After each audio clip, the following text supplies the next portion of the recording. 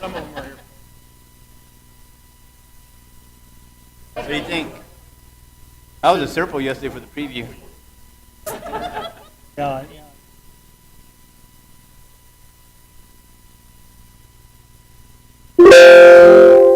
Probably not tonight. Okay.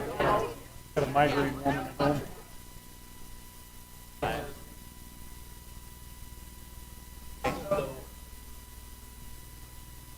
I know. No, yeah.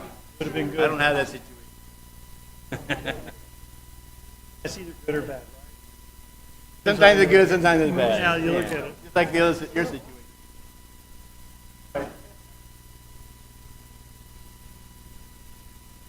I know. Yeah, he's a bull.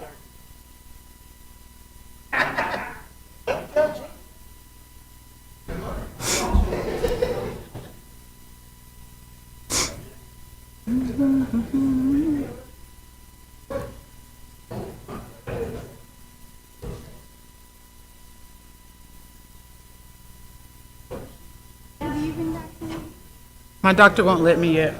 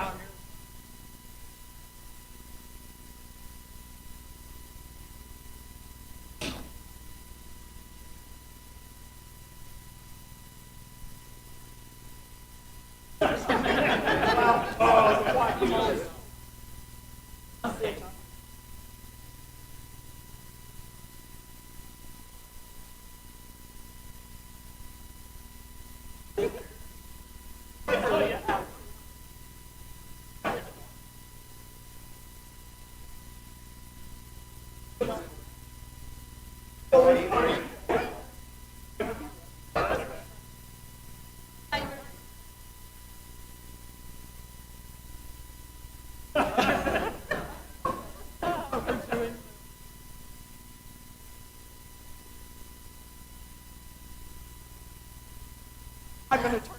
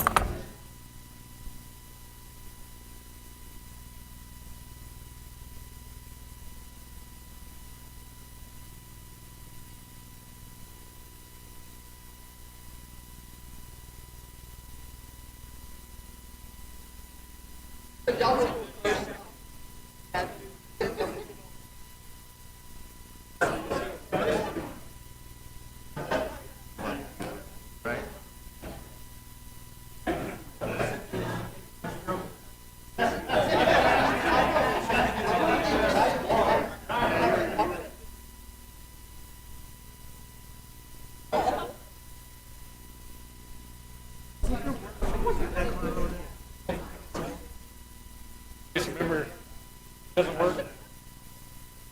He's over here. Everybody's an actual. So he's gonna be sitting over there. Thank you.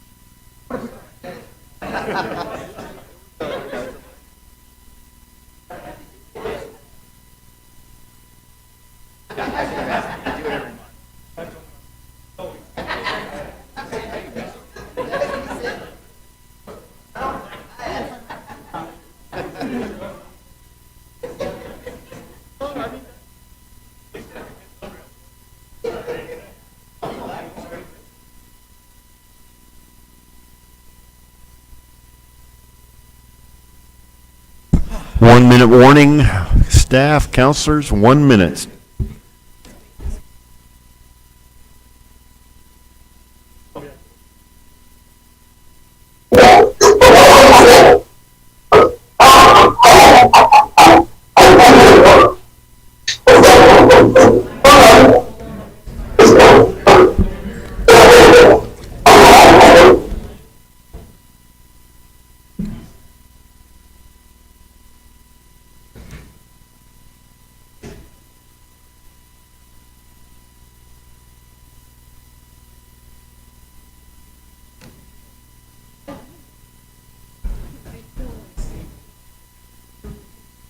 There's a lot of traffic.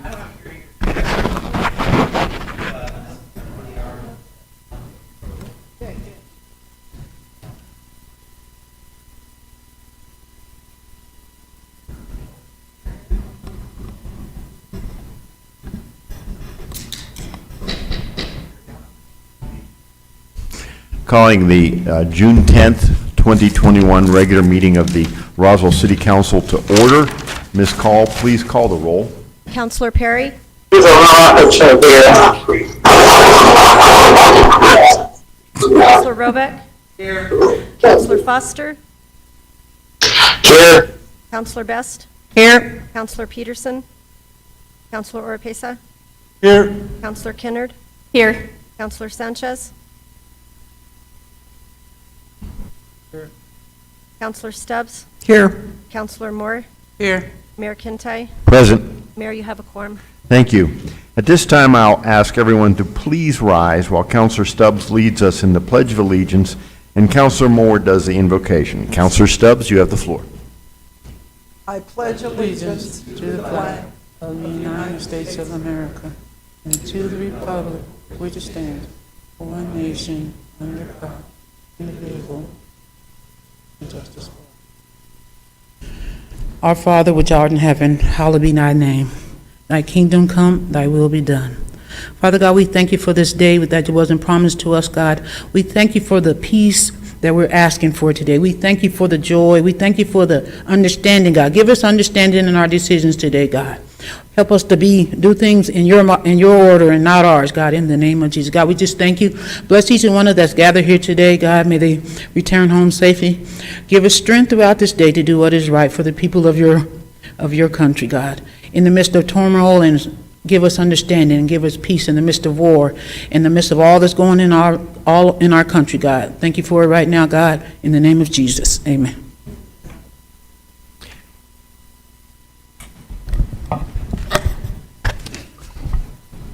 Counselor Kennard. Yes, sir. I make a motion to approve the agenda for the June 10th, 2021 regular city council meeting, including removing items number 7 and 8 from consent and placing them on the regular agenda in their same order to hear immediately following the public hearings, also to move item 16 and hear immediately following item number 8. I have a motion by Counselor Kennard for the agenda as presented, and I have a second by Counselor Best. Any discussion or debate on the agenda?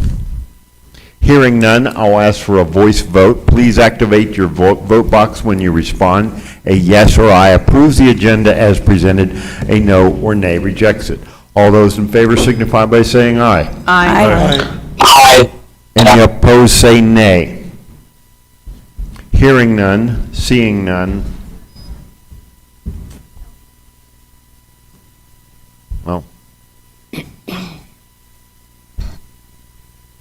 And it is 10-0. All right, thank you very much.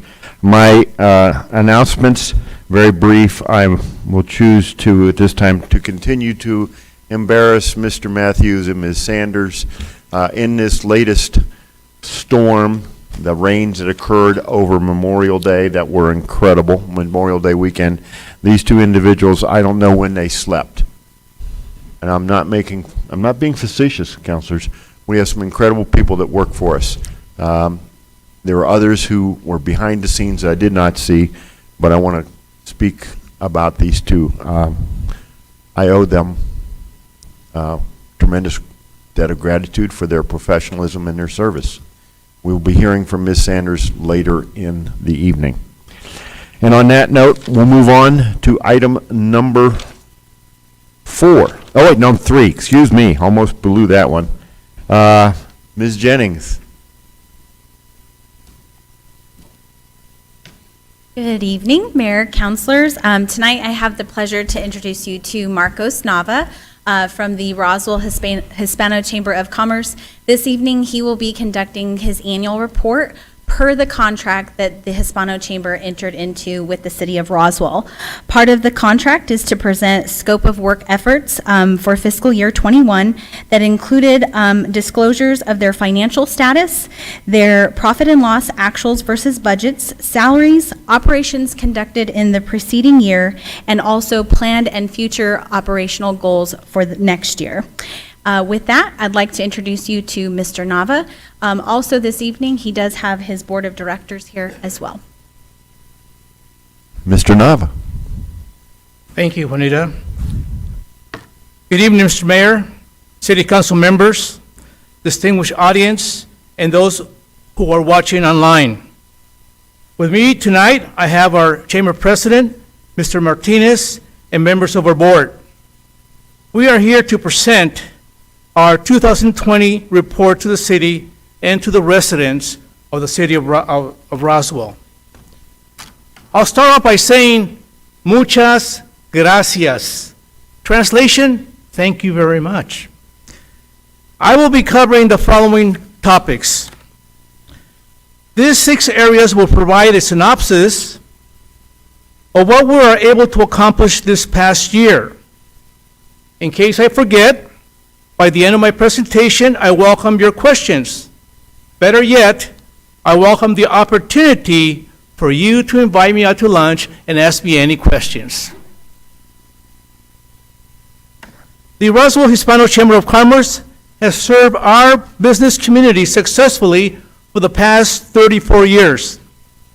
Over the years, we have strived to improve economic development, foster an environment of tourism, and provide educational support.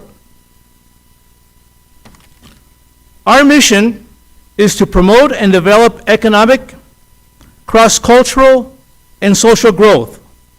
You will see how, through our 4 committees, we are able to achieve this mission. Along with the mission statement, our vision is to be known and recognized as a premier resource in commerce and community growth. How we accomplish that is by having an impeccable reputation with our vendors and people that provide services to us. We don't promise more than we can deliver, and we deliver what we can promise, what we promise. The board is second to none. During my 31 years of working with the Boy Scouts I had the opportunity to work with numerous boards. This board loves our city. They own successful businesses, they understand our community, and are hardworking board members. Currently, we have 13 members at large. Previous years, we had none when I first came over as the director. So we recruited 13 members at large. They are from all sectors of Roswell, North Roswell, South Roswell, the business community, retired people like myself, well, kind of like myself. Some only speak Spanish. Joining us this year is our good friend Larry Conley, who says he speaks 5 different languages and a little bit of English. By the end of the year, our goal is to have 9 board members. We don't want to just count heads, but we want heads that count. Our primary source of income are membership, fees, special events, and from the generous support from the city of Roswell. This year, we are starting to write grants requesting assistance from corporate America. We only have one long-term debt, which we will fully pay by the end of September. I commit to the city council that by the end of the year, on or before the end of the year, I will be submitting an official chamber audit report. That's a promise. This is my Boy Scout sign. Our quarterly workshops and tardeadas are our members' networking opportunities. We have partnered with the SBDC, Small Business Development Center from Eastern New Mexico, University of Roswell, to provide us workshops. The seminars are conducted by Mr. Scott Booker, the director. Because of the pandemic, the workshops have been done virtually. The seminar subjects address on ways to be successful in their business. Topics like strategies for a successful sales plan, 6 keys to staying in business. We've also had a training on how to hire and retain good employees. This past year, we had to have our tardeadas, our networking opportunities, via virtual. We promoted a couple of our restaurants, a couple of the businesses. Thanks to the experience of our board members, we were able to do and think out of the box and have great virtual experiences, tardeadas. We are proud of our commitment to provide 2 to 3 Eastern New Mexico University Roswell scholarships for students in need. You all know that this past year, 2020, the Roswell Chamber of Commerce, the Hispano-Roswell Chamber of Commerce, allowed me to work as a volunteer for the 2020 census campaign. Every Saturday, I was at the farmer's market. I still can do my dance. Yay, have you done the census? And people would stop, and some would say yes, and some people would just walk by, and some actually signed up. I was very happy that we were able to do that. We are still waiting for the results for the census. But I bet that we made it over the 50,000 plus. We'll soon find out. The Roswell Hispano Chamber of Commerce works on promoting economic development in our city and the county through cultural events and community projects. For the past 2 years, we had to postpone our Cinco de Mayo fiesta. This year, we're going to be doing our 3rd annual Dia de los Muertos, the Day of the Dead. Right after Halloween, we celebrate Dia de los Muertos. We partnership with the with the library. Thanks to Enid Cosley, we have been very successful, and we look forward to doing a great event this October, November. Let me talk to you about the 2 other events that we are very proud of. This will be our 2nd annual Pozole en Loteria. I think you all know what pozole is. It's not the menudo, it's the pozole with pork meat. And what we do is, it's kind of like the bingo, Mexican bingo. And we have different cards with different icons that people call out. For example, here's a bottle. I'm not going to tell you the brand of tequila. It says, La Botella, a deer. El Venado, the star. La Estrella. Well, this year, we're going to partner with Eddie Macias, and we're going to be doing a UFO loteria. And he is going to be providing us with great pictures and UFO cartoonish. We were able to also participate with the city of Roswell and keep Roswell clean. We sponsor and organize this trash pickup date. I'm happy to report that it went very well. We had over 60 volunteers showed up.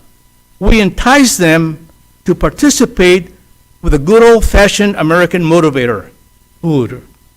We asked them to come, and we will give them a voucher to go to the El Toro Bravo, which they helped underwrite, and we had a great attendance. We hope to build that next year. This September, you are all invited to our 34 years, the Hispano Chamber of Commerce has organized a Piñata Festival. It's going to be September 10th through the 12th. We will have a lot of traditional food vendors, piñata breaking, live music, taco and jalapeno eating contest. We are hoping that we can hold a full Catholic Mass. Come to the event. You are all invited. With these 4 committees is really our heartbeat, our guide, our compass through the chamber. And this year, and looking forward, we're going to focus a lot on number A, on letter A, the educational cultural. We're going to go, we recruited a current school board member. We recruited a retired principal, a current teacher, and we will recruit other people that will tell us how best we can work with our businesses and their children, their families. If they're going through elementary school or high school or any of the schools, we want to work with them and their parents to make sure that they know how to interact with the school district. We feel that a successful student most likely will equate to a higher education, better jobs, better income, better life. We will continue to partnership and build upon our relationship with the Eastern New Mexico Roswell University, with the United States Hispanic Chamber of Commerce, and with the SBA. We want them to guide us and give us ideas how to enhance and provide information to our members. Public relations, special projects, we will continue to support any activity that comes our way, like keep Roswell clean. A couple of weeks ago, we hosted the Roswell opening night. We had a great time, and not only that, but we had a great number of people turning out to the game. Our membership and finance is membership is a year-round focus. Chamber president and I always think who we should invite to become members and who is the best person to go and recruit them. Our affiliation has grown tremendously. We are proud to have a working relationship with each of these organizations. We know that having numerous affiliations, it will facilitate our ability to help our business community become stronger. As our business community prosper, so does everyone else. Let me conclude by thanking you for what you do to make our city better. Thank you for all the support you have given the Roswell Hispanic Chamber of Commerce over the years. But more important, thank you for what we will be doing in the future to make this a better city. Are there any questions? Thank you. I have Counselor Best. Counselor, you have the floor. Mr. Nava, you are a breath of fresh air. You are the model that all entities should follow with your report, how you present it. It is just, it's wonderful to see you up here, and thank you and your board for all of the hard work that you're doing. I probably need an application, so thank you. Thank you. I have Counselor Kennard and Counselor Roebuck. Counselor Kennard, you have the floor. Thank you, Mayor. Thank you, Marcos, for, and your board for all that you do. I really find it pretty awesome that you're giving scholarships out. That's pretty awesome for our community. And all of the other things that you're doing, the building that you've done in the last couple of years, I think you've just done amazing. So thank you to you and your board. I wish you the best. Thank you. All right. I have Counselor Roebuck. Thank you, Mr. Mayor. I just had a quick question. Grew up playing Lotteria, and when is that UFO version coming out? We will be having the Pozole and Loteria night in October. Okay, great. My kids also love playing it with their abuelitas, so we'll all come out there. Thank you very much. Great, thank you. Thank you. Thank you very much. That exhausts my list. I want to personally say thank you to the board, Hispano board, for sharing Mr. Nava with this community during the census. He touched on it briefly, but for those who don't know, this man has been tireless in working on the census, leading that effort. We were down to the home stretch when COVID hit and just, knocked out the support. But Mr. Nava, I'm in your debt. And you are a true asset to this community, and I appreciate you. I know how hard you worked on that, and all the success is deserved by you. Thank you, Mr. Mayor. Thank you all. Thank you very much. All right, on to item number 4. Counselor Stubbs. Thank you, Mayor. This is at the request of the legal committee at a vote of 3-0 that I move to hold a public hearing and approve proposed ordinance 21-06, Leprino IRB Series 2021B, in the amount of $6 million for further financing for renovation, construction, reconstruction, installation, and equipping of upgrades to the company's facility in Chaves County, New Mexico. Motion by Counselor Stubbs and a second by Counselor Kennard to hold a public hearing and vote on proposed ordinance 21-06. Mr. Patterson. Good evening, Mayor and Council. Yes, this is a public hearing on proposed ordinance 2106 for issuance of Series B relating to this IRB. Just to review again, an IRB stands for Industrial Revenue Bond. It's a fairly convoluted legal mechanism that's provided for in the municipal code. It involves transferring title and then leasing it back to the entity, which generates various tax incentives. The upshot is that the company is able to raise significant funds to invest in capital improvements that it is intended will generate economic development for the city. So back in 2019, you'll remember the city issued the first tranche of this, which was for up to $90 million for improvements at the Leprino facility. They have completed those. Now they're ready to move on to phase 2 of the planned activities. And so now they're ready to issue the second series, which we're calling 2021B. And this one will be for up to $60 million. And just to remind everybody, although it's phrased as the city issues the bonds, the city is never on the hook to pay it back. That is totally up to the company to do that. So this was recommended back in April by the legal committee, 3-0. And at last month's meeting, y'all voted to hold a public hearing. So we would ask that you all hold that hearing and consider adopting this ordinance tonight. Thank you. And I would stand for any questions. Oh, also, we do have our people from Lapino who've come all the way here, and luckily tonight, they don't have to wait till the middle of the night to talk. I don't know if they want to come up and say anything, or... It was the middle of the morning, not the Yeah. middle of the night last Right. time. Come on up, state your name, sir, and where you're from. Yeah, my name's Dave Fowler, and my official title is the Vice President of Tax and Enterprise Risk Management, which is a fancy way of saying I make sure we pay taxes and have insurance on our facilities.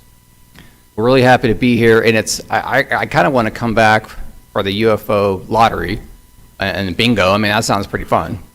But we're so happy to be a part of the community, and this bond that we are voting on today, that you guys are voting on today, basically just facilitates more capital improvements into the plant. As you can imagine, the plant is very capital intensive. I mean, in other words, there's so many machinery in there, and it wears out and so on. Plus, we make big improvements. And so taking milk and turn it into cheese and whey, protein powder, there's a lot of stuff that goes on. So we're just wanting to make more investment in the community, can make sure that we keep jobs here. We love working with Roswell. They've always been a great partner to us. So I'm here just to answer any easy questions.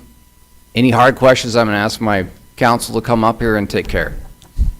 Well done. All right, we are here for a public hearing. Let me at this point turn to the audience. If you wish to speak on this matter, even if you have not signed up to do so, you may speak at this time, including the individuals on GoToMeeting. Is there anyone here in the audience wishing to speak in support of this ordinance? Anyone wishing to speak in support? Let the record reflect no one chose to speak in support. Oh, Mr. Nebb. Okay, that's right. You wanted to share something.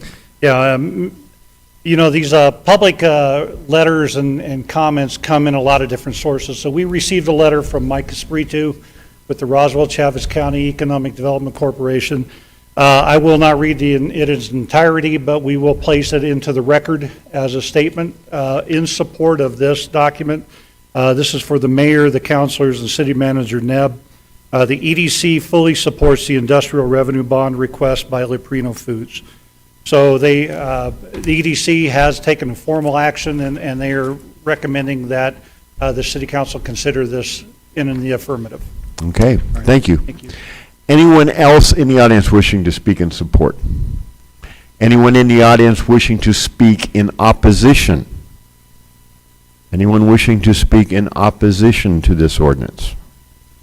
Let the record reflect that no one chose to speak in opposition. Going to our online participants, anyone want to speak either in support or opposition? And I'm getting the indication there is no one wishing to speak online.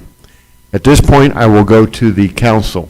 Councilors, any questions or comments on this proposed ordinance? Seeing none, I will ask for a roll call vote. A yes or aye approves ordinance 21-06. A no or nay rejects it. Please activate your vote box when you respond. Ms. Call, please call the roll. Counselor Perry.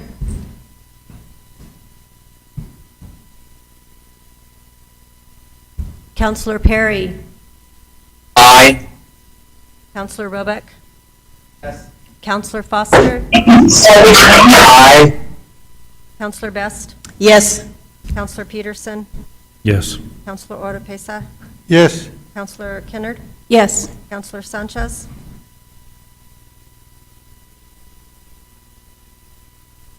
Counselor Stubbs. Yes. Counselor Moore. Motion passed unanimously. So, you guys can go to dinner now. Thank you so much. Really appreciate your support of the Leprino Foods Company. All right, thank you. Next up, item number 5, Counselor Best. I'd like to make a motion to hold a public hearing and vote on proposed ordinance 2104, updating Chapter 8 of the Roswell Municipal Code. I have a motion by Counselor Best when she hits the little button, and a second by Counselor Kennard to a public hearing and vote on proposed ordinance 21-04. Mr. Matthews. Good evening, Mr. Mayor, members of the council. First of all, let me apologize. In your packet was a wrong version placed in your packet, so the current copy or the updated copy was placed at your place this evening before we started. My bad. I take full responsibility for that. But Mr. Mayor and members of the council is asked to hold a public hearing and vote on proposed ordinance 2104, updating Chapter 8 of the Roswell Municipal Code. You recall back in October of 2020, this was brought forward by Community Development, and at that meeting, it was moved back to Public Safety for additional revisions or additional work to these chapters. So I'll just hit the highlights as we go through the sections here, and then I'll be glad to answer any questions after the public hearing. But included in this was revisions do include camping in non-permitted locations. Section 8-1 was erection of tents, third-party use of property to erect tents, sleeping on public benches and sidewalks and bus stops. 8-2 describes the process for removing such nuisances from public property. And 8-7, camping unlawful in right-of-ways, flood-controlled drainage areas, and other bodies of water. There wasn't a lot of changes to this one. Pretty easy to go through, but we took about 5 months to go through both of them at the same time, this one and the next one that we'll be looking at. The Public Safety and Legal Committee has reviewed these changes over the last several months. Public Safety did recommend at the April 13th meeting to send to full council with a 4-0 vote, and last month with a 9-0 vote on the May 13th meeting was authorized to hold a public hearing on these. So, Mr. Mayor, I'll stand by and for the public hearing and then be available to answer. Okay, thank you. At this time, we will have the public hearing. As stated with the previous matter, anyone here who wishes to speak on this matter, since it is a public hearing, may do so, even if they have not signed up to speak ahead of time. Is there anyone present in the audience that would like to speak in support of this proposed ordinance? Anyone wishing to speak in support? Let the record reflect that no one present in the room wishes to speak in support. Is there anyone present in the room who wishes to speak in opposition? Anyone wishing to speak in opposition? Let the record reflect that no one chose to speak in opposition.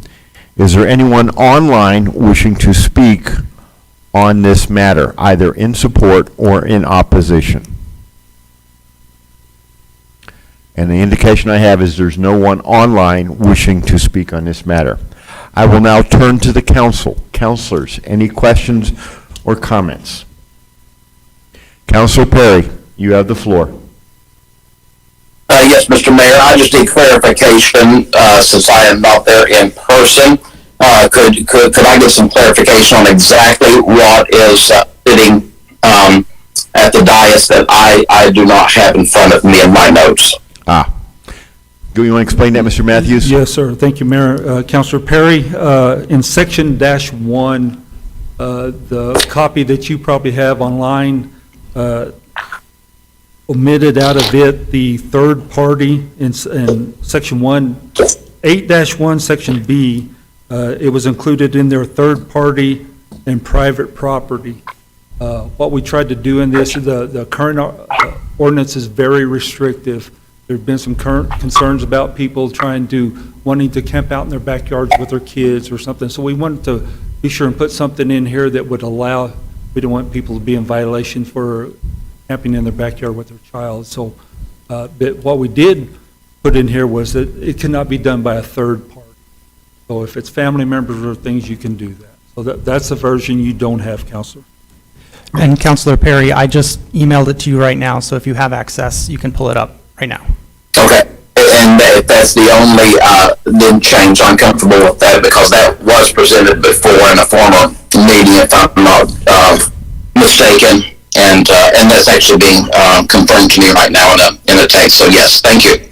And Mr. Matthews, you explained to me earlier that when we voted to hold the public hearing last month, the correct version was in that packet.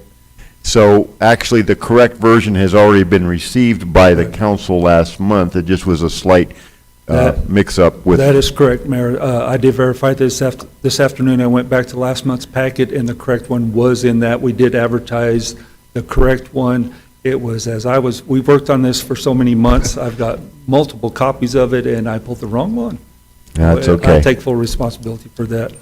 I apologize. No problem. Any other questions or comments, councilors? Councilor Orpesa, you have the floor. Thank you, Mr. Mayor. You know, I find this policy being very, very restrictive. And I would be okay with it if we had a plan of how to deal with the homeless individuals that we seem to be getting more and more almost every day.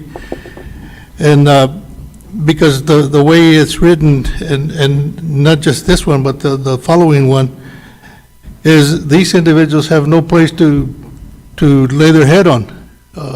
They can lay their head on any city property, any private property, and so I don't know what the plan is for these individuals. I wish that the city would take up the homeless situation and come up with a plan that we would be able to, and not depend on the homeless coalition only, because the homeless coalition, the shelter that they have, does not have enough room for all the individuals that are homeless, and so they have to lay down somewhere. You know, I mean, unless they get picked up and be taken to jail. I mean, that's the alternative, I suppose. But for me, this kind of policy is way too restrictive. Thank you, Mr. Mayor. Thank you, Councilor. I have no one else on my list wishing to speak. I will therefore call for a roll call vote. A yes or aye approves proposed ordinance 21-04. A no or nay rejects it. Ms. Call, please call the roll. Councilor Perry? Aye. Councilor Roebuck? Yes. Councilor Foster? Yes. Councilor Best? Yes. Councilor Peterson? No. Councilor Oropesa? No. Councilor Kennard? Yes. Councilor Sanchez? Yes. Councilor Stubbs? Yes. Councilor Moore? Mayor, motion passes 8-2. Thank you very much. Next item up is item number 6, Councilor Best. I'd like to make a motion to hold a public hearing and vote on proposed ordinance 21-5, updating Chapter 16 of the Roswell Municipal Code. I have a motion by Councilor Best as soon as she hits her motion button, and a second by Councilor Kennard. Try it again. Didn't stick. There we go. And a second by Councilor Kennard to have a public hearing and vote on proposed ordinance 21-05. Mr. Matthews. Good evening, Mr. Mayor and members of the council. Once again, this is, as stated previously on the other one, this was one that came through in October and was referred back to public safety at that time for rework. This is a much larger section of the city code. Revisions did include some language cleanup, remove duplications with other codes, and language referring to the Planning and Zoning Committee, which no longer exists. I'll kind of walk through each section here and give you a brief description of what was accomplished during that time. 16.2 and 16.3 was some basic cleanup in those sections. 16.4, we completely redefined weeds. We took weeds out and defined it as overgrown property with a new definition. 16.6, unsanitary and hazardous premises, certain solid waste, we cleaned up that section, added D, required to maintain access to potable water and sewer system, as stated in Chapter 26 of the current city code. Outside storage must comply with Article 52, Section 9 of the current zoning code. 16.7, the abandonment of dangerous containers, we removed some redundant language in there and cleaned it up. 16.8, conduct offensive to public well-being, we removed that. Number 1, 2, and 3 are actually covered under the building codes, building and zoning codes, so it was duplicated. Actually, 4 and 5 are covered under a state statute that the police department enforces. Fitting on sidewalks and, I'll turn into it real quick, longevity events that last over 24 hours. 16.8, inspections, that's a state statute. We added that in there as, that's word for word from the state statute. On the Smoke-Free Air Act of 2004, there was some cleanup language in there, some capitalization and punctuation stuff that was in the original ordinance that we were able to clean up. 1610, noise general, we added excessive use of generators, that's in residential neighborhoods. 1611, dwellings unfit for human habitat, we cleaned that up, removed reference to the Planning and Zoning Committee, and where it referenced that the city attorney has authority, we took the city attorney out and gave it to the city manager. City attorney was happy about that. 16 definitions, just clean that up. 1619, sweeping litter into gutters, that's already in the ordinance. However, few people use brooms anymore, they use blowers, so we added in, at the recommendation of code enforcement supervisor at the time, added language about blowing leaves and clippings into the gutter. It says you can't sweep, but it didn't mention blowing, so we added that. 1624, litter in lakes and streams, we added language, flood control and storm drain areas. 1636, violation nuisances exceptions, just clean that up. 1641, removed that entire section. 1644,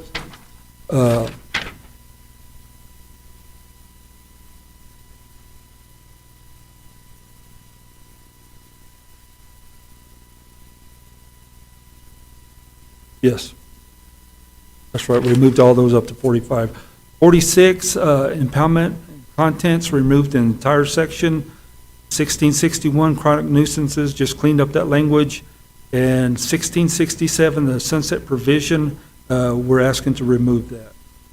Public Safety Committee did recommend 4-0 at the April 13th meeting, and the council did vote at the last city council meeting 9-0 to hold this public hearing. And Mr. Mayor, just to conclude, I would like to thank especially the Public Safety Committee for their diligence and work, and I just every month would take it back, and we went through it month after month after month, trying to get the best document we could. I'm not saying it's perfect, but I think we have a workable document here for our employees to work with. I thank the legal committee they looked at it prior to October, and a special thanks to our city attorney who worked hard to help me keep it straight. And he did really well until we had to turn in the packet this week. All right, thank you. This is a public hearing, and as we've done with the two previous matters, we will take public comment. Anyone present in the room wishing to speak in support of proposed ordinance 21-05? Anyone present wishing to speak in support? Let the record reflect no one chose to speak in support. Is there anyone present wishing to speak in opposition to proposed ordinance 21-05? Anyone wishing to speak in opposition? Let the record reflect no one chose to speak in opposition. Is there anyone online wishing to speak either in support or opposition to proposed ordinance 21-05? Let the record reflect no one online wished to speak on this matter. I have Councilor Best on my list. Councilor, you had the floor. Okay, I need to place in here a friendly amendment. It will be section 16-44. You'll find that on page 112. And it will read, if the violation described in the notice has not been remedied within 30 days, period of compliance, we will strike the sentence after that, or in the event that the notice requested in hearing is timely filed, a hearing is had and existed the violation of the affirmed by the municipal judge, we will strike that. We will start up with the code enforcement officer or his designee shall have the right to remove from the premises. It shall be unlawful for any person to interfere with, hinder or refuse to allow such person or persons to enter upon the private property for the purpose of removing a vehicle under the previous provisions of this chapter. Do I need to read that again? So we are striking after compliance and picking up again the code enforcement officer. So I have a motion by Counselor Best and a second by Counselor, anybody? Counselor Kennard? Well, yeah, it's, okay, we got Best as the motion to amend, Kennard is the counselor to second. So, Mr. Patterson, we're just striking some language, we're not adding language, is that correct? Yes. I apologize, ladies and gentlemen.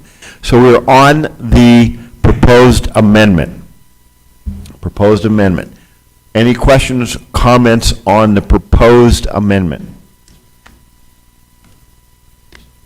112, page 112, 112. In the packet, 112 in the packet? Yes, and it is section 16-44, continued violations. Yes. Correct. Section 16-44. I'll allow you guys some time to take a look at that.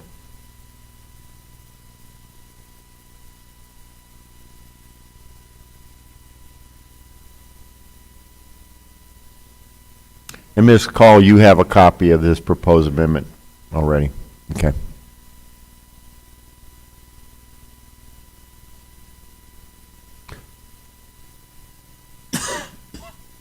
I apologize, I got some kind of tickle in my throat.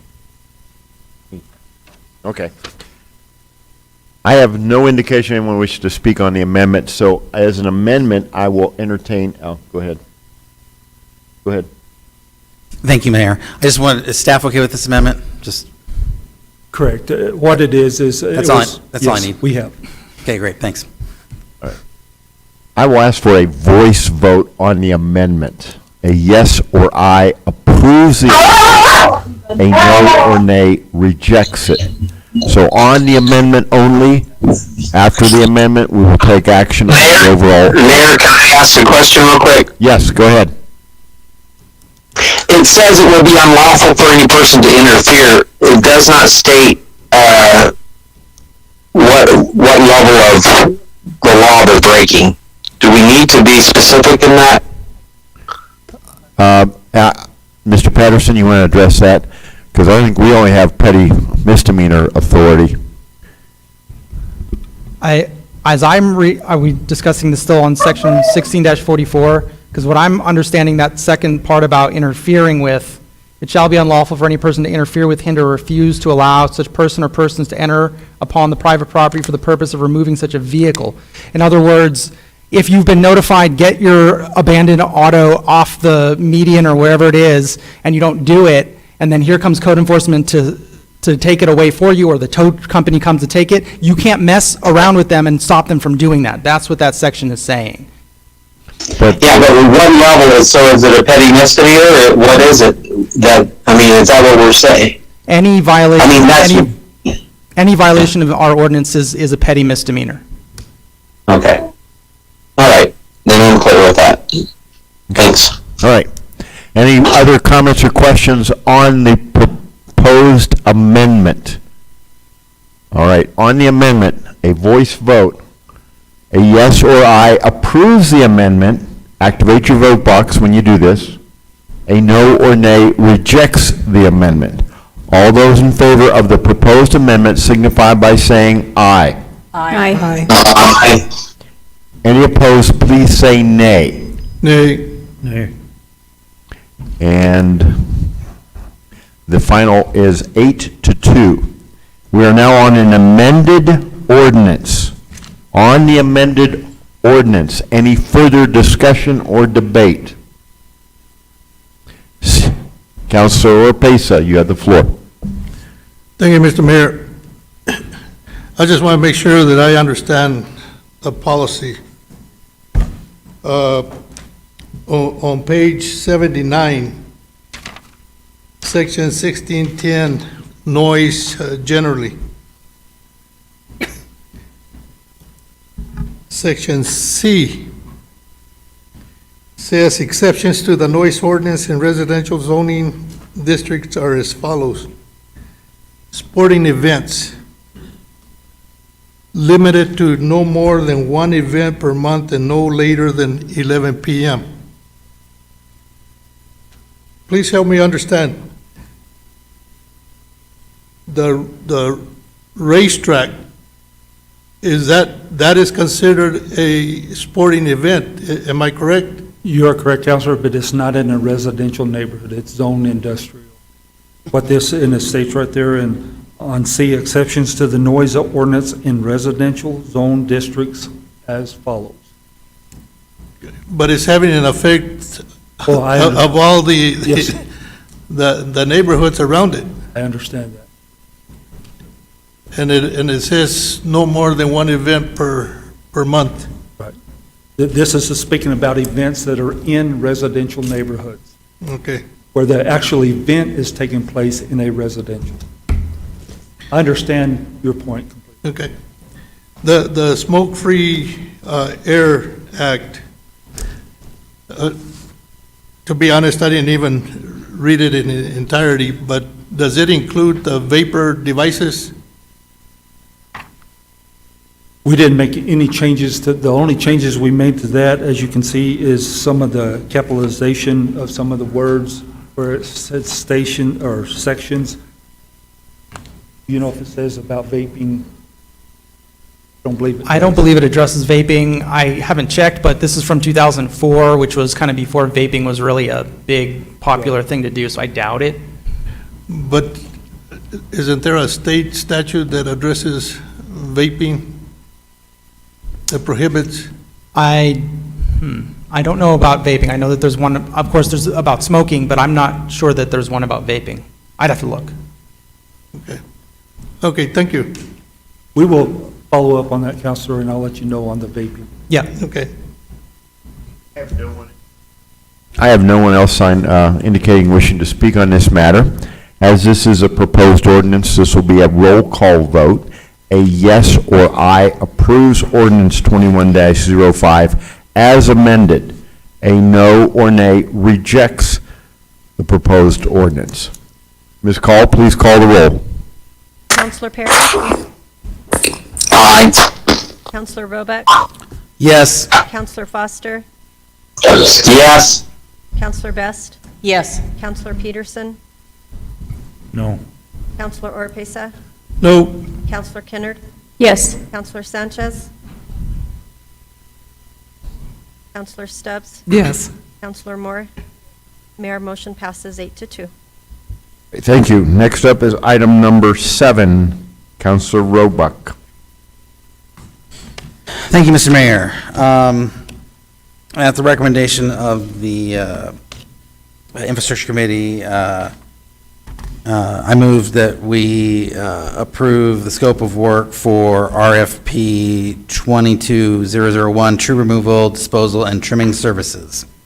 All right, you want to activate your motion box? I have a motion by Counselor Roebuck and a second by Counselor Kennard to approve scope of work RFPs 22-001. Mr. Mavers. Good evening, Mr. Mayor and councilors. RFP 22001.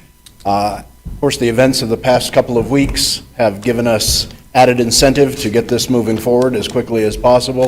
What we're asking for you is to consider the scope of work for the RFP, which will address the issue of fallen trees, limbs that create hazard throughout the city and city right-of-ways, as well as city property. Of course, these fallen trees and limbs and other things create hazards that must be removed immediately in order to ensure the safety of citizens. We're issuing the RFP, or asking you to approve the RFP so that we can issue it to make available a pool of responsive contractors for tree removal, disposal, and trimming services in the event of an emergency on an as-needed and on-call basis. The RFP is to be posted on June 20th, 2021, and proposals received on July 13th.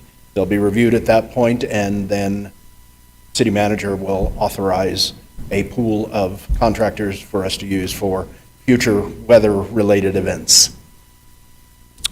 All right, thank you, sir. Any questions or comments on RFP 22-001? Councilor Payson, you have the floor. Thank you, Mr. Mayor. Just a quick question. It sounds like this action is to contract out with private individuals or private businesses to do some of the work of cleaning up the trimmings and what have you. Is this being done because the city is unable to do it, or because, why is it being done, I guess the question is? Well, it's my understanding that we do not have the resources in the event of a major weather event like we had recently. Now, trees fall down all the time. We have right-of-way that needs to be maintained and other things, and they need to be cleaned up immediately to ensure public safety. That's why we're asking for a pool of contractors locally that we can call on an as-needed basis to clean up things immediately. So, but is this on an emergency type of situation, or is it an everyday thing? No, there should If be it's an an everyday on-call- thing, will the city be able to do it? No, I believe our Parks and Recreation Department normally handles day-to-day operations.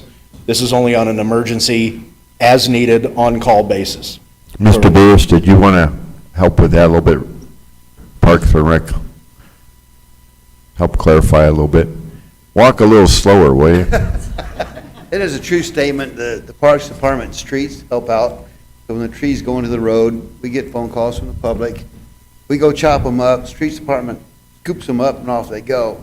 But considering the weather recently, they all hit the ground at one time. We do need some help. We just want to get to that point where we can call in some contractors to help us out with that when it's here. Okay, thank you. All right. I have Councilor Stubbs. Councilor Stubbs, you have the floor. Thank you, Mr. Mayor. This may show my ignorance, but, Mr. Mavers, I'm wondering, in the scope of work under number 2, statement of work, C General B, my question is, or this is saying that the offerer must provide a work crew necessary to complete the task. I'm curious if there's training or education or certification or anything that a crew would have to hack down a big tree. I mean, did they just learn how to do it? Part of the process that we go through when any RFP is issued is an SOQ as part of the response, a statement of qualifications. In that statement of qualifications, they would list the qualified personnel, the equipment, their training, and everything else that would be associated with it. And that becomes part of our review process. And on page 1 of the scope of work, what you'll also see is the evaluation criteria. Mhm. Criteria number 1, references, experience, all relative equipment, tools, it's all familiar with Roswell. So there is a formal process that will be attached to the statement of qualifications that will be provided by the bidders. Okay. They know that. They don't have to be told that. No, they know that. Okay. They're well aware. Thank you, Mr. Mayor. Sure. I have Councilor Moore. Councilor Moore, you have the floor. I think this is a good idea for one, I guess, because as I go home every day, I see all these gigantic trees in the streets, lifted up from the roots on the way to the base. There's lots out in the street. There's a lot of work that needs to be done on that highway going in that I see every day. There's a big one. I saw somebody with his car trying to pull it out the street. It was a big tree. So I think there's something we need, because it was a lot. Something, that's why it's called an accident or emergencies, because you know, you have to be ready, and a lot of times the city's not ready for these things, you know, like the base wasn't ready for all that water that we got, you know, so I just think that it's a good idea to have something in your arsenal in case emergencies, do happen. All right, thank you. That exhausts my list. At this point, I will ask for a voice vote. A yes or aye approves the issuance of RFP 22001, excuse me. A yes or aye authorizes the issuance of RFP 22-001. A no or nay rejects that. Please activate your vote box when you respond. All those in favor signify by saying aye. Aye. Any opposed, please say nay. Hearing none, seeing none, passes 10-0. Next up is item number 8, Councilor Moore.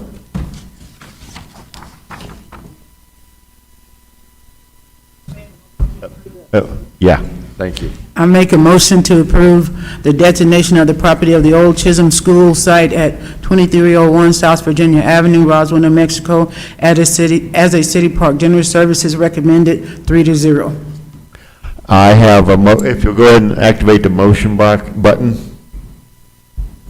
I have a motion by Councilor Moore and a second by Councilor Kennard to designate the property at the old Chisholm School site as a city park.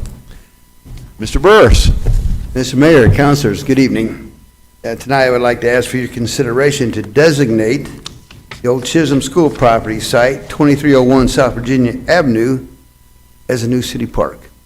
In the slide here, we've kind of measured it out, and you have an aerial view on the right-hand side. So it gives us an idea. That's our beginning with our engineering on the left. Next slide. Now you can see what it looks like right now. About the only thing left there is a pine tree and some dirt. We are very lucky that there's a wide enough sidewalk there and some ADA ramps that helps us out. We're happy to have that. We received ICIP funding this last go-around at an amount of $400,000. $300,000 of the funding will go towards infrastructure, this grading, fill, irrigation, grass, trees, shrubs, electric, water, and so on. The remaining $100,000 we use to furnish the site with playground equipment, trash cans, picnic tables, and so on. On 5/17, the Parks and Recreation Commission voted unanimously to recommend this to General Services. General Services Committee heard this item on 5/26/21 and recommended placement of the consent agenda for tonight. All right, thank you. I have no one wishing to, Councilor Pace, so there you go. Councilor, you have the floor. Mr. Mayor,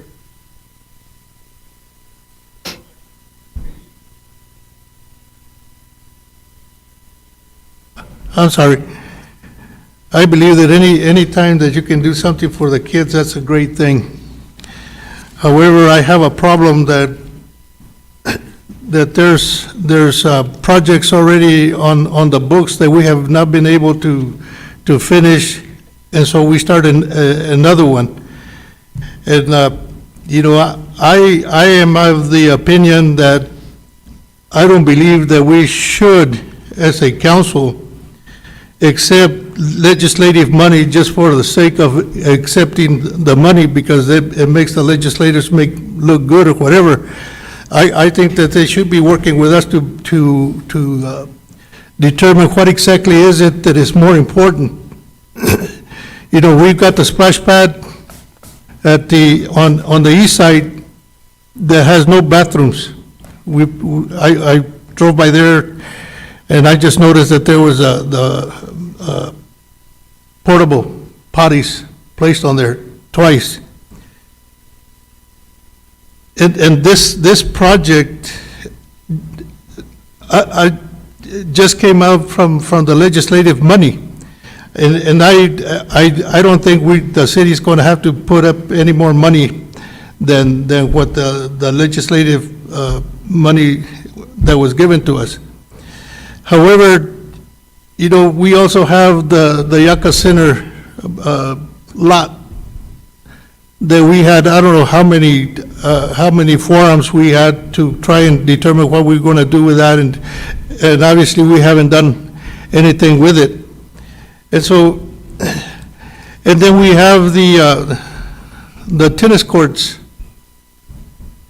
that they've been yelling and hollering about getting some help to upgrade the tennis courts, and we haven't been able to do that. And to take on another project before the ones that we have, I think is not a good thing to do. I think we need to address the issues that we have at the present time and try to get some resources to fulfill the need that we have with the projects that are already on the burner. And this one, we haven't even started it, and even though we have the money, we could always request that the money be reallocated for something else as well. Thank you, Mr. Mayor. Thank you, Counselor. I have Counselor Stubbs and Counselor Kennard. That exhausts my list. And Counselor Peterson. Counselor Stubbs, you have the floor. Thank you, Mr. Mayor. Just a quick question. This is not actually naming the park, Chisholm Park. No, It's Counselor, just the old Chisholm School location. Yes, this is just designating the property as a park so we can go build one. Okay. A no-name park is what we're Right, building now. absolutely. Okay. But we do still have active park naming policy, is that correct? I believe so. Okay, good. Thank you, Mr. Mayor. All right. I have Counselor Kennard and Counselor Peterson. Counselor Kennard, you have the floor. Thank you, Mayor. I don't know if we could go back to figure out who voted on this when we had all of our projects up on the wall, but this is one of the ones that made it out of that selection process, however that went. And I do agree with Councilor Oropesa that there's a lot of places that money could be used, but, when I felt like maybe we should reject the money that was coming from the fourth floor that was given to the county for the city property use, that wasn't what everybody agreed to. So in this situation, however, I feel like this small community could use that, and I figure one of us could champion another cause for the Yucca property coming up, or some of the other areas that you're talking about, like the tennis courts. Thank you. Thank you. I have Counselor Peterson. That exhausts my list. Counselor, you have the floor. Thank you, Mayor. I agree with a lot what Councilor Oropesa talked about. One thing that, we do have a lot of projects that we need done. There's a lot better areas to put this park. On South Sunset, there's no parks over there. That's a huge area. And over on, and I'm concerned that the city's not going to be able to maintain it. You're going to put a lot of trees and fencing or whatever you're going to put on there, sprinkler system. I don't think they can take care of it, the city, because of, if you go down South Main towards the Air Center and look at all the trees that are dying, I don't know who's responsible for those trees. But there's a lot of them dying, they don't have water. It'd be nice to know who's in charge of those trees. Thank you, Mayor. Thank you, Counselor. I have Counselor Best, Counselor Moore, and that exhausts my list. Counselor Best, you have the floor. Okay. Councilor Kennard was right. We sat here for one night. We had big pieces of paper up there. All the councilors chose what their projects were, whatever the case may be. I, for one, didn't stick my sticker on a park. I know. I've been fighting this park the whole way. But mindfully, Councilor Foster chose this area because he knows this area. He knows the children there need a park. Now me, coming from the ranch, I don't mind a little dirt, a backstop, and some rocks. work for me as a kid, but today's kids don't want that. They want swings, slides, whatever the case may be.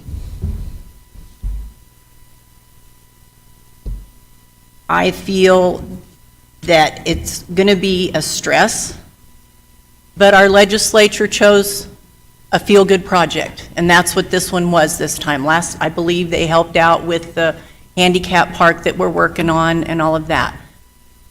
We do have a lot of projects going, you're right. I get that.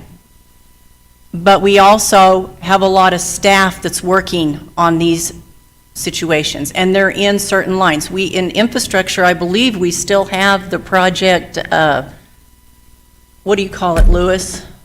The project thing that keeps us up track with all those, and we know exactly where each project stands. What is it called, Lewis? It's the project dashboard, and we have one for facility maintenance and also for engineering and capital projects. Okay, so that is out there. The public can go online, they can see it. You can look at it and see that some things stall because there may not be a part in, we may not have enough employees for that situation. So they're stair-stepping. And these gentlemen know how to shoehorn all these in where they need to be. Legislative gave us this money. These counselors chose that product, that position that they needed to do. Barry says these kids need it. I'm going to believe him. I think it's a very big plus that we already have the water system there. We need to plug into it, most of it there. I believe that was almost most of the situation. Apparently, we do need topsoil. In New Mexico, I can believe we need topsoil to grow good grass. I get it. You know, I'm sure the grass is going to come from somewhere that we know. Our trees will come from our tree farm. We're going to get as much stuff as we can for this money that's coming in. But there's no reason to turn these children away. There's really not. And I'm going to vote for it. I didn't put it on the ICIP or whatever that's called. I agree that Yucca needs to be taken care of, but this is the hottest fire first. And anyway. I have Counselor Moore and Counselor Roebuck. Counselor Moore, you have the floor. I kind of understand this area too. Also, this is my area, and I wasn't agreeing about the park at first, but I went to talk to some of the people around there. I have neighbors that live on, friends that live on the street before, and fussing and watching the children cross the street. So I understand the need, and I understand the ICP issue. You know, we can bark and bark and bark as much as we want about. I don't think anybody on this council have ever said we agree with the the legislation just giving us money and to do whatever they feel like we should do, no matter what our lists say. But here we are, and we have it. Michael, can we get a basketball court over there? And a basketball, I'm just saying, a little hoop, you know, I'm just saying. Go ahead. Counselor, let me just elaborate a little bit at the General Service Committee, which you were there as well. The plan is engineering and parks will be handing out flyers to the neighborhood. That's right. And then as for input, my idea, as I've been thinking about it, is this: we do a on-site public hearing. Maybe Parks can set up a tent. We'll be there in the afternoon. Let people bring their flyers and come and talk to us. We'll have Spanish-speaking staff like myself there to speak to the citizens out there and let them give us ideas before we put the final plans into effect. No, thank you. I think that's a very good idea. I didn't know that. I appreciate that. But I still, we can argue what to do with the money. I mean, this time I'm a little more okay with it because we're not having to come out of our pocket too much right now. I know we will later on sometimes because we always going to have to pay some. But so I am okay with that, and that's a lot of money. And I don't know about giving it back. They didn't give it to us now, but I don't agree when we keep arguing and arguing. And I asked the mayor before, what can we do about it? This legislate, they just give us whatever they want, like, we're stepchildren or something. And so I argued about that when it didn't make sense to me, so maybe I still don't get it. But I think this park is a good idea. The neighborhood, there are lots and lots of children over there, and we call it the Devil's Triangle is what we call it. So I think it's a good idea, and so we appreciate it. All right, thank you. I have Councilor Roebuck and the exhaust my list. Councilor Roebuck. Thank you, Mr. Mayor. We've been I've been involved in a lot of conversations about parks in general in this city, and there's a lot of different, and as we've expressed tonight, there's a lot of different opinions on that. And the reality is that we haven't really done much research on it. We don't have much data about it. We don't know what our values are.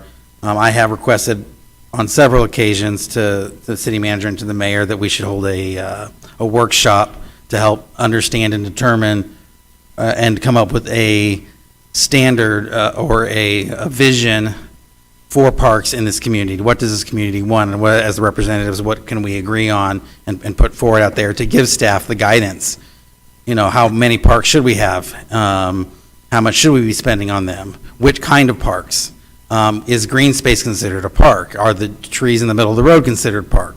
You know, there's a lot of questions out there, and unfortunately, we don't have a lot of answers. You know, I know that Councilor Foster and I, you know, we're trying the beginnings of trying to get something going at a council level, and we have requested some help from the staff to kind of get that plan done. And I think that is the best course of action, to get an overall vision that we can fit pieces in. Because once you have an overall vision that you agreed on, then the question answers itself. Should there be a park here, yes or no? In absence of that overall vision, which we don't have, do we stop doing things until we get it, or do we move forward with as best as we can? And I think clearly in this case, we move forward the best that we can, because just because we don't have our act together as a city council doesn't mean that we should be punishing neighborhoods and communities, neighborhoods in our community that have an opportunity to have a new park. It has an opportunity to help those children. It has an opportunity to increase the home values. And I certainly don't doubt the staff's ability to integrate this project into their list of lots and lots and lots of projects. That's what they do. They balance them all the time. They do their best to keep everything moving forward, but I don't see that introducing this project is going to somehow significantly delay any other project because of this one. Projects have the delays all the time because of this or that or the other, and as frustrating as they are, sometimes that's just the reality of it. But I don't see that being a true reason to not have this park. So I do appreciate, I very much appreciate Councilor Foster championing this project, and I wish that more councilors would champion more projects in this community. That's what we need to be. We need to be champions for our neighborhoods. We need to be champions for our community. And I think that councilors need to be bringing ideas and pushing them forward. And Councilor Foster has been working on this for many, many years. And so those are all things, you know, we can talk about how flawed we are as a city. We can talk about all the mistakes we're making. We can talk about all these kind of things. But at the end of the day, is this going to be good for our community, good for those people, or is it going to be a negative? And this is going to bring the value of the quality of life, the value of the properties in that neighborhood up. And I don't think there's any reason why anybody on this council should oppose it. I yield. I have Councilor Kenner. That exhausts my list. Councilor, you have the floor. Thank you, Mayor. I just had one additional comment. Louis and Jim, when you go out there, I think it would be beneficial if you were to invite Sergeant Frescus with the Neighborhood Watch to come out there on that day. And, you know, it is a rough area. There's no denying that. I walked that neighborhood several times this past year. And, you know, just to help them to protect that investment in that area would be really good. So thank you. That's all I had. All right, thank you, Councilor. Councilors, at this time, I have no one else wishing to speak on this matter. I will therefore ask for a roll call vote. A yes or aye approves the designation of the old Chisholm School site as a city park, as we have discussed. A no or nay rejects that designation. Please activate your vote box when you respond. Ms. Call, please call the roll. Counselor Perry? Aye. Counselor Roebuck? Yes. Counselor Foster? Yes. Counselor Best? Yes. Counselor Peterson? Yes. Counselor Oropesa? Yes, with an explanation, please. Counselor Kennard? Yes. Counselor Sanchez? Counselor Stubbs? Yes. Counselor Moore? Mayor, motion passes 10-0. Or Pesa, you have the floor. Thank you, Mr. Mayor. You know, that the reason that I brought up the item or the issues of having projects and not being able to finish, because Roswell has that reputation. We have a real bad reputation of starting projects and going as far as the money will take us and then forget about the projects. In no way did I wanted to say that I was going to vote against this project, because this is a project for the kids. And even though I believe that this project could have waited another year or so until we took care of some of the other projects, but nevertheless, this project is a good project for that area, and it more than anything else, it is going to help the kids in that area. Thank you. Thank you, Counselor. Next up, as we adjusted the agenda, is item number 16. Counselor Best. I'd like to make a motion to consider the adoption of Resolution 21-37, declaring the state of disaster after severe weather conditions. I have a motion by Counselor Best and a second by Counselor Kennard to approve Resolution 21-37. Ms. Sanders. Good evening, Mayor and members of the council. For your consideration this evening is Resolution 21-37, declaring a disaster. This is a formal statement by the City of Roswell that a disaster or emergency event has occurred and exceeded our local response and recovery capabilities. The declaration process progresses through each level of government. So it starts at the city and county level, then moves to the state, and then the federal, as resources and capabilities are taxed. Yesterday, the governor did issue an executive order declaring an emergency in Lincoln and Chaves counties to assist with emergency protective measures, help prevent additional damages, repair public infrastructure, and lessen the overall recovery time.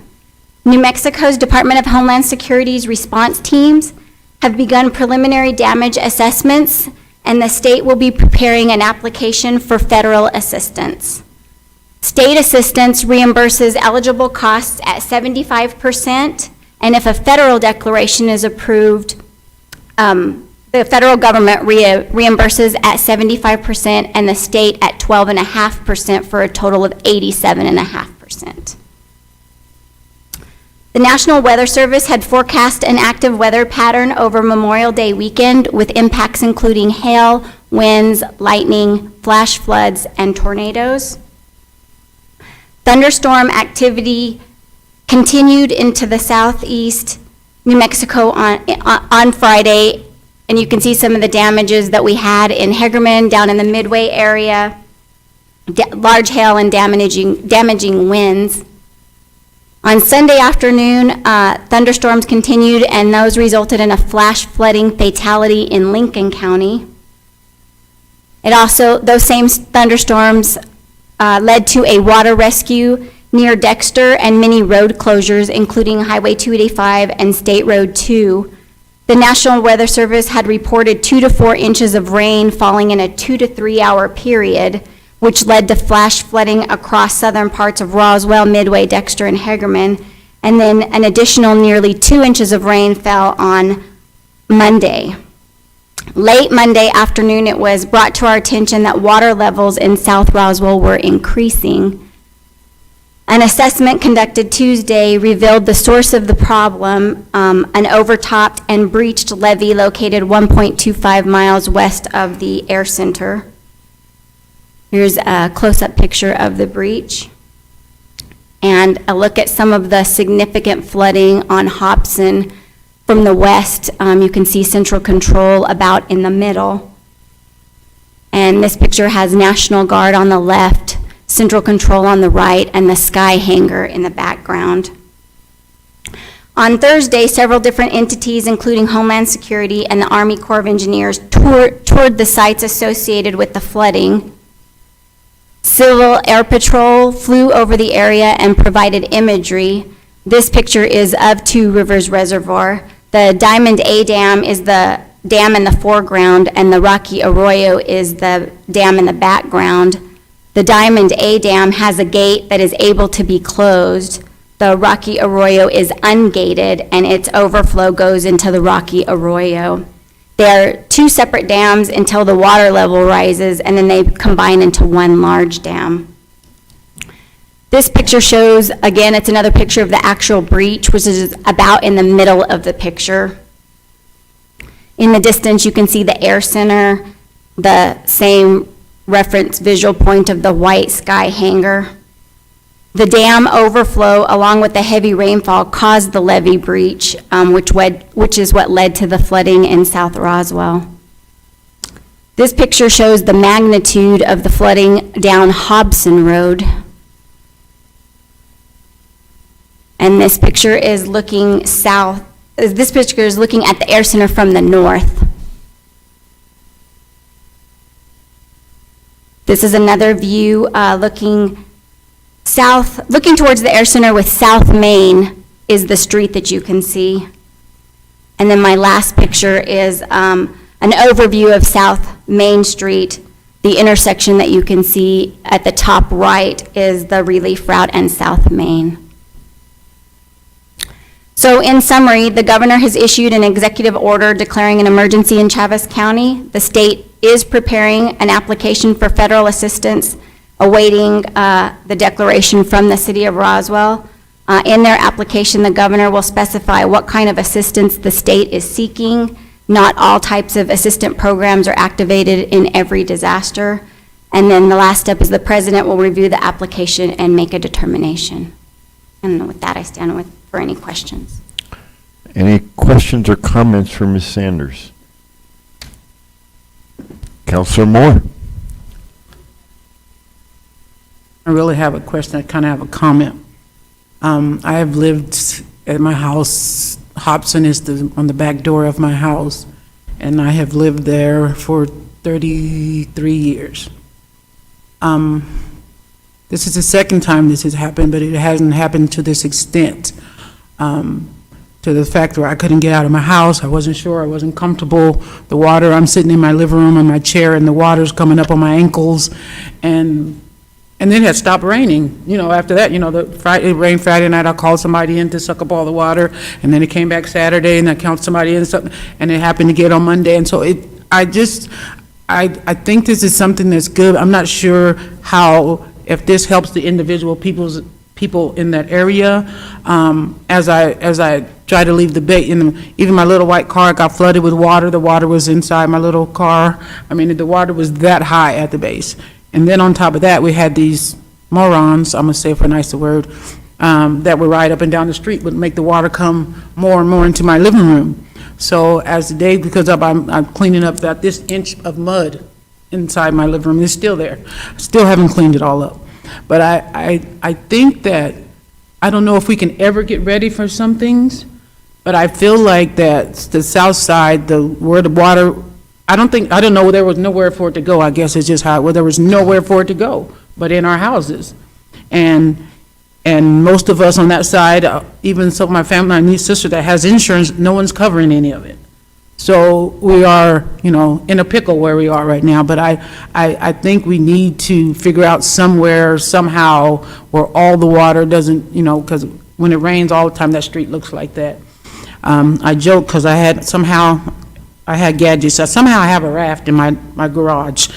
So I was telling my sister, I'll get the raft out and I'll come on over there. And then last somebody came along on a little boat down the street. The water was flowing that we couldn't even comfortable to go outside. So I just don't know what we can do I heard you say something about doing some preventive measures of some kind, and that would be very interesting. It's hate to be the one in that situation, but I can only be thankful that it could have been a lot worse. I know a friend that lost her whole house, both her cars, her boat, all that on that outside, closer where all the water was. And so, and just looking around yesterday, that it was just horrible. And so to be stranded in your house for days is not really comfortable, but to know that you have a house to be in is, is okay. So we have something to be thankful for, but I think this is a good idea, and I don't know how to get the word out to people if there is some help for some of the people that live on the south side, because there's a lot of damage out there. Councilor Pesa. Thank you, Mr. Mayor. Just for a matter of clarification for myself, I just want to understand the process.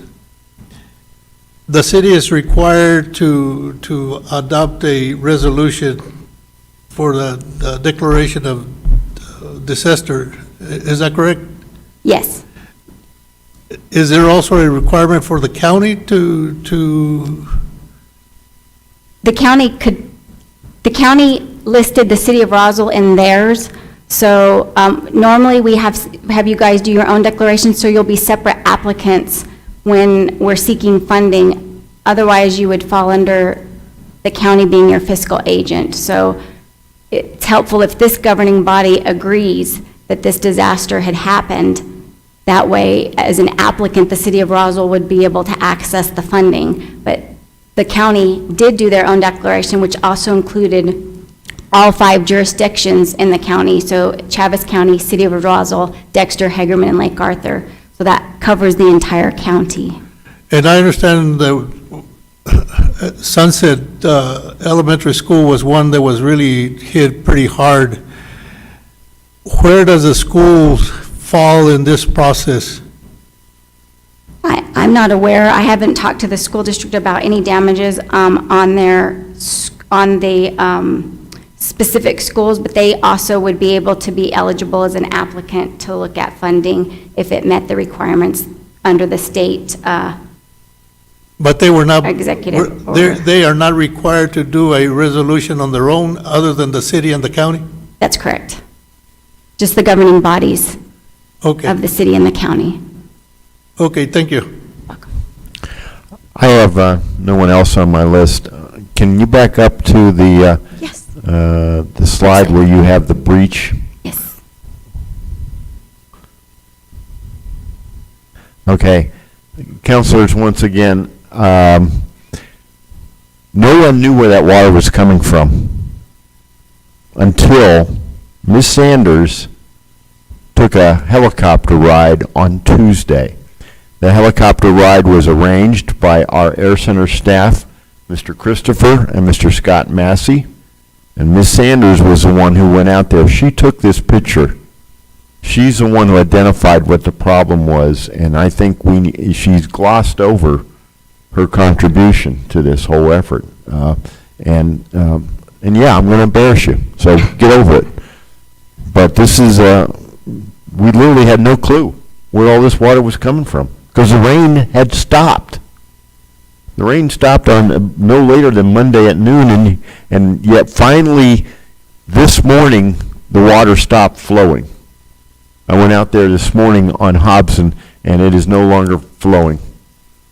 So once again, thank you, Ms. Sanders. At this point, I'll ask for a voice vote, or do I have to do a okay. Voice vote, a yes or aye approves Resolution 21-37 declaring a state of disaster after severe weather. A no or nay rejects the resolution. All those in favor, please signify by saying aye. Aye. Any opposed, please say nay. Hearing none, seeing none, vote is 10-0.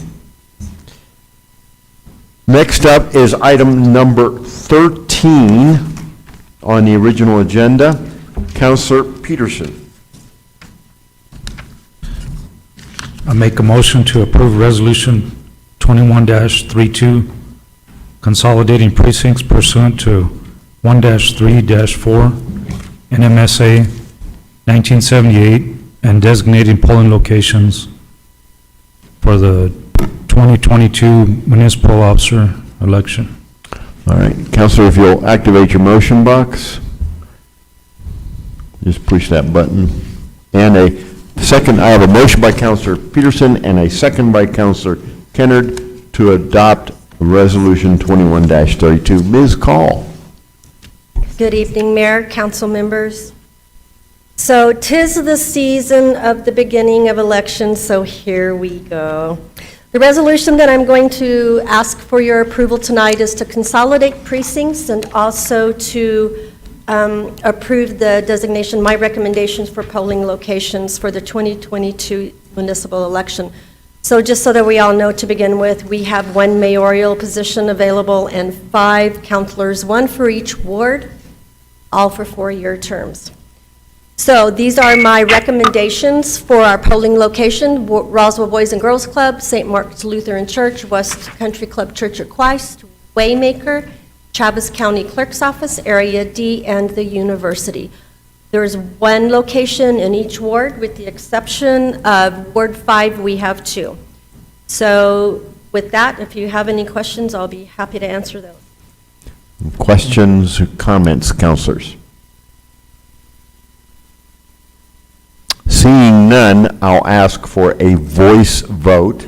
A yes or aye approves Resolution 21-32. A no or nay rejects it. Please activate your vote box when you respond. All those in favor of Resolution 21-32 as presented, signify by saying aye. Aye. Yes. Any opposed, please say nay. Hearing none, seeing none, passes 10-0. Thank you, Mayor, Council.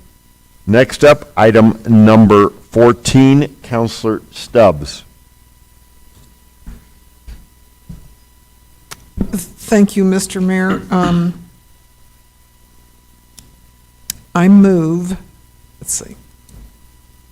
I don't know how, I don't think I need to preface this because we had, was it Finance Committee that this went to? No, we didn't. No. Mr. Mayor, Councilor Stubbs, the Finance Committee did not meet for lack of quorum, so Okay. this item just moved forward to the council meeting. Okay, so, Mr. Mayor, I would move to approve Resolution 21-35, accepting the fiscal year audit for 2020. I have a motion by Counselor Stubbs and a second by Counselor Kennard to approve Resolution 21-35, approving and accepting the fiscal year 2020 audit. Mr. Fuentes. Yes, thank you, Mr. Mayor and councilors. So just for a little bit of background on Resolution 2135, as you all heard from the presentation back on May 13th, the auditors presented, as required by the audit rule, which is issued by the Office of the State Auditor, the audit. So that met that requirement. However, the New Mexico Department of Finance and Administration separately requires a resolution to be adopted, and that's what's before you today because of the DFA requirement. In addition to that, DFA also requires a little bit more clarification on our efforts for the corrective action for the findings that were presented in the audit rule. So with us, this will be a joint presentation. Renee Trujillo, our HR director, will present 2 of the items, and the remaining items will be presented by Janie Davis, our finance director, and we'll stand for questions. So, here you go.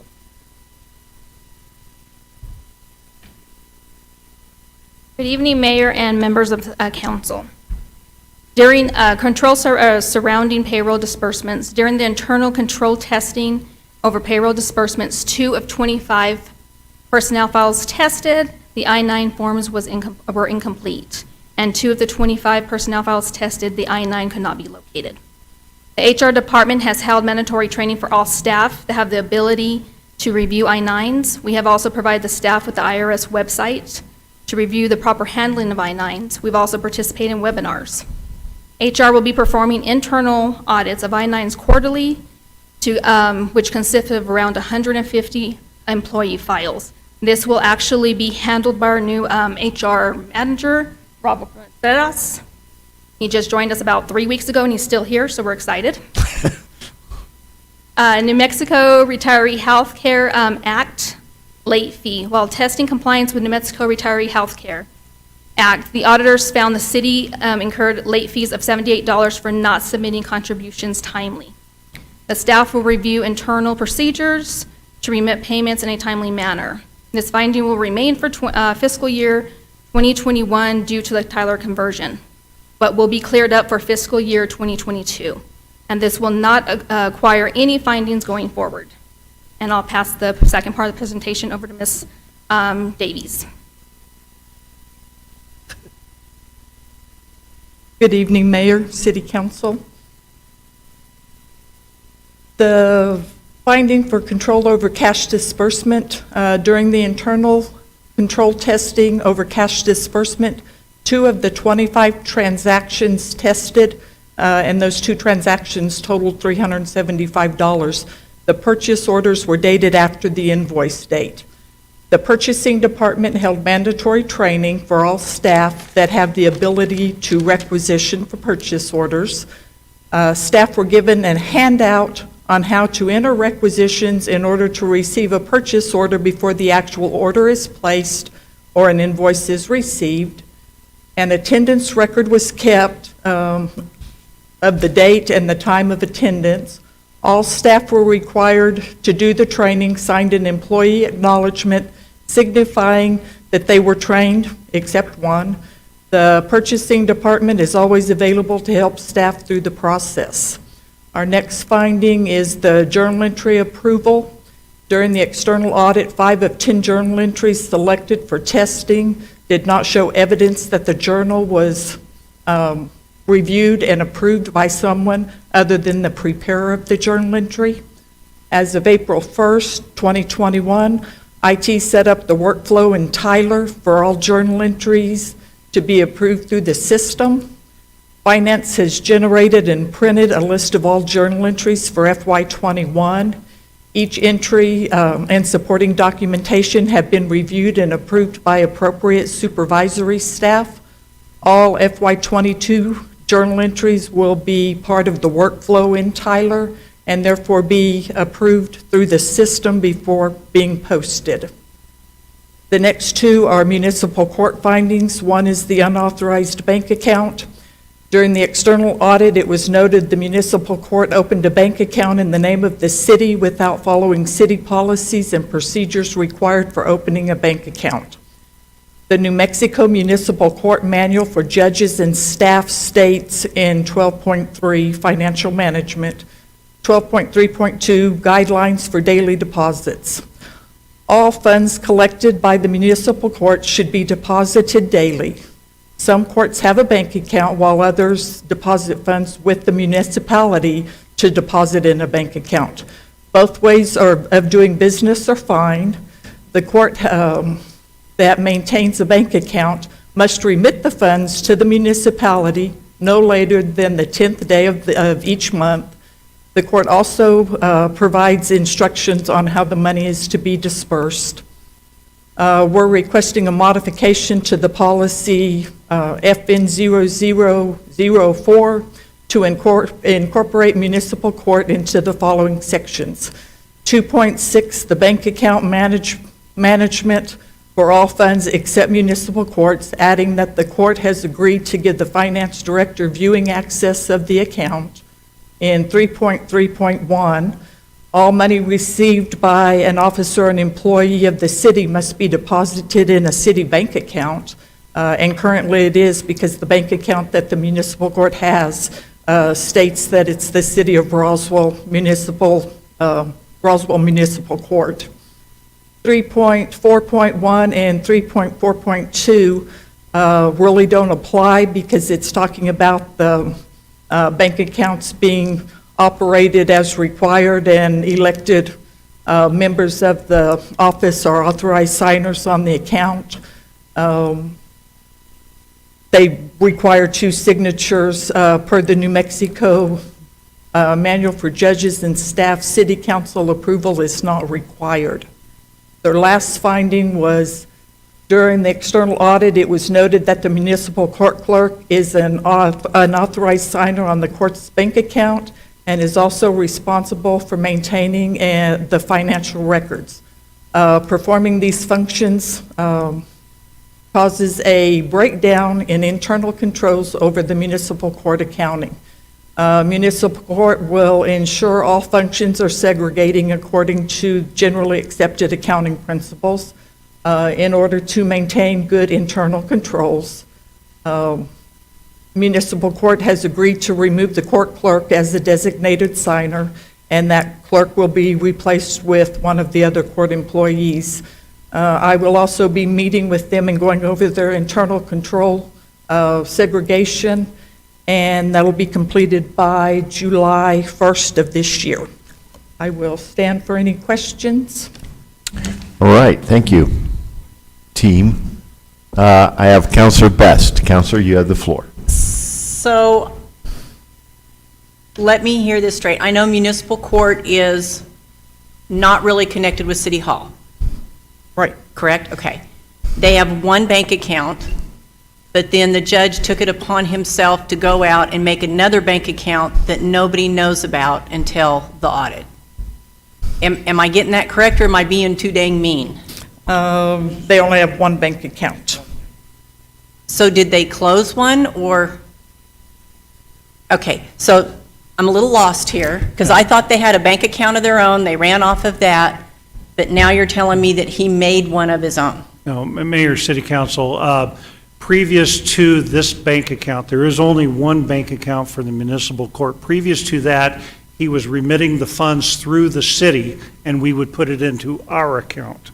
So there's only been one account for the municipal court. This is the first one that was set up. Prior to that, the money was remitted to the city would deposit it into a bank account of the city's. But they could sign It checks. was not a separate account at that point in But they time. could sign checks on that account and do their business on that account. They were not able to sign checks on our account. We would sign all the checks. They would remit the money into our city account, and then they would request us to write certain checks for the benefit of the court. And since that's working, why all of a sudden have we changed this? I know tradition kills, I get that. But I'm not seeing a lot of community workers out there or anything like that, so I'm feeling that maybe he's not doing his complete job. Am I a little lost here? That really wasn't a question, was it? So now he has an account of his own. The city doesn't have to, well, we look at it, and he has two signatures on it, him and one of the court-appointed employees. When do we look at it? Do we look at it every week, every month? I don't have access yet. They're going to give me access, and the only checks that are written out of it are the checks written to us on the 10th of the month for the balance for the previous month. There is a requirement that he has to deliver a monthly report to the city of where those funds are at. I just have a hard time him going out and doing this without questioning anybody. That just, I'm sorry. Counselor, I can address some of that. So, first of all, the issue here is really, so the court, as it's proceeding through doing its judicial functions, does receive fees and penalties and things. So it gets the money in every day from different defendants. And then the question, and then what statute says is, no later than the 10th of every month, the court shall remit these funds to the municipal treasury. And so the question here is just, what is he going to do until the 10th? Now, in the past, different judges have just every day gone and given it directly to the municipality. The current judge went a different way, and he's decided, and other judges have done this, it's not like he's the only one, but other judges and the municipal judges decided to do this. He puts it in a bank account until the 10th, and then takes all of that on the 10th, and then gives it to finance. Instead of doing it every day, he does one monthly payout. So he's not paying anybody else, it's just a place to hold the funds until he gives them over to finance, who then forwards it to the appropriate, entities in the state. Okay. And so, I mean, just to explain, the issue here is that, and you alluded to this a moment ago, the judge because the court is the judicial branch of the municipality, it's not like other departments within the municipality. He does have that independent constitutional authority to run his day-to-day operations without interference by the city administration. And so that is within the zone of discretion that he has in how to handle those funds before they go to finance on the 10th of the month. So that's his discretion to choose how to handle that. Okay, but it's just like a walk across the street. I'm sorry. I mean, it's real simple. Just walk across the street. Okay, thank you. I have Counselor Stubbs and Counselor Moore. Counselor Stubbs, you have the floor. I'm going to sort of change the direction we're going. I don't know if Counselor Moore wants to speak before me. All right, let me Go ahead. You've got the floor. Thank you. Thank you, Mayor. I don't know if anybody noticed, but when I read into the record the resolution, I said a resolution accepting the fiscal year 2020 audit. I did not say and approving. Now, that's my bad, but my understanding, and I think we've talked about this and I can't remember, is that we are not here to approve the audit. That's what the state auditor does, and we are here to accept it. So if we're approving something, I'm wondering if it's not the remedy to the findings, and if that should be stated, or maybe I should just do what I should do. You tell me to do. Mr. Mayor and Councilor Stubbs, so again, this is a directive that was issued by DFA, and in the notification from DFA, they're asking copy of the governing body approved resolution showing acceptance and approval of the FY20 audit. So I think maybe you told me that before, so forgive me, but that just doesn't equate in my head.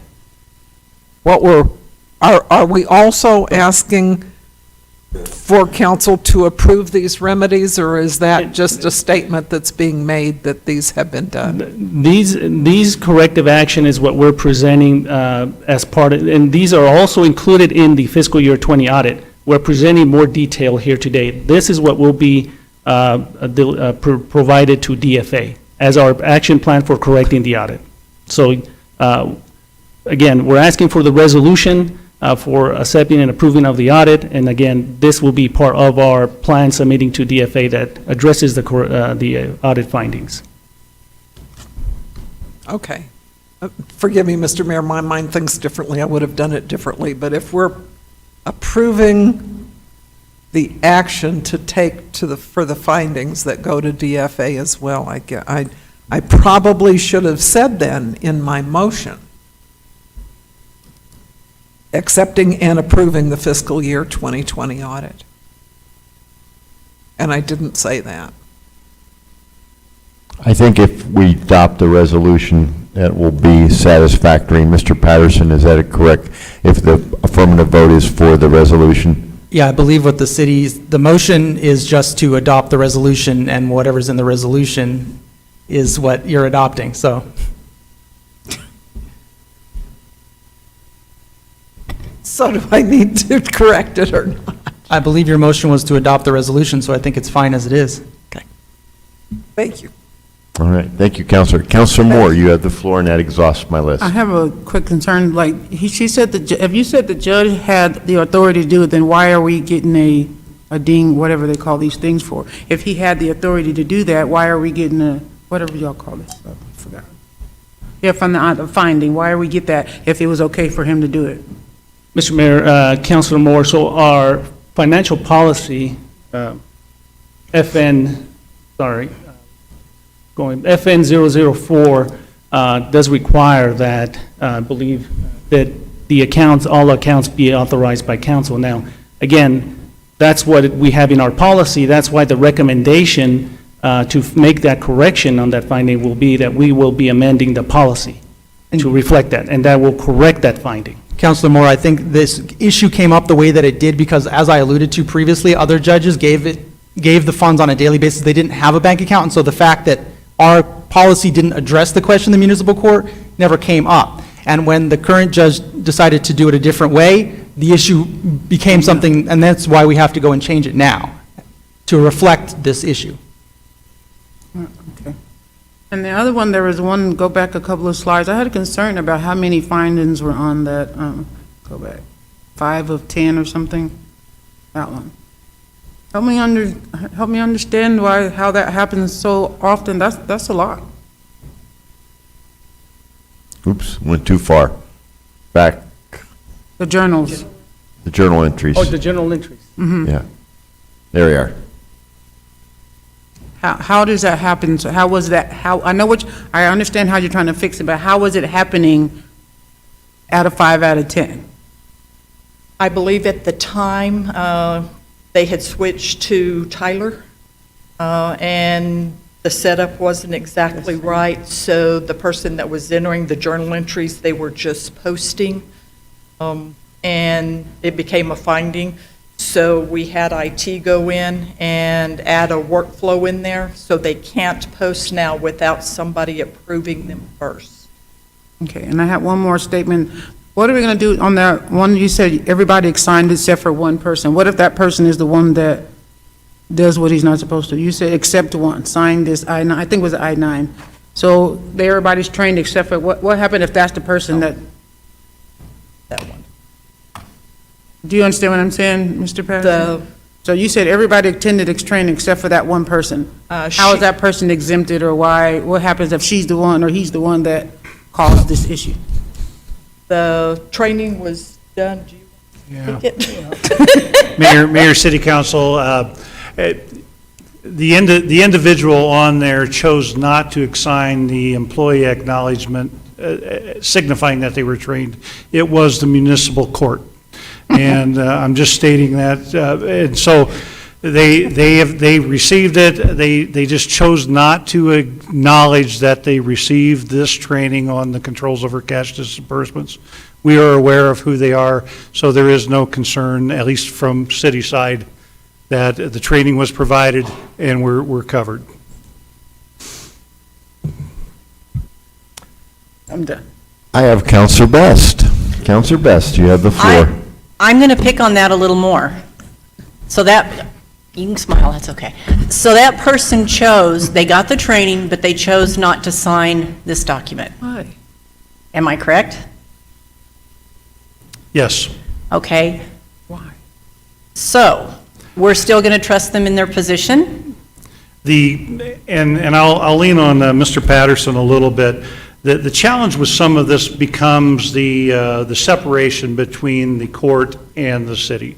And I believe that's what the issue is with acknowledging this in any type of a signatory type method, is that he wants to maintain the separation between what the city of Roswell is and what the municipal court is. And this is a legal thing.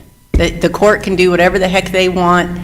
So why are we providing them with the building other than they're paying us? Are they paying us on time? The municipal court is a unique entity almost in our entire governmental system, in that they are part of the municipality and yet at the same time are an independent entity. And, you know, the city administration doesn't tell the judge what to do any more than President Biden tells Chief Justice Roberts what to do.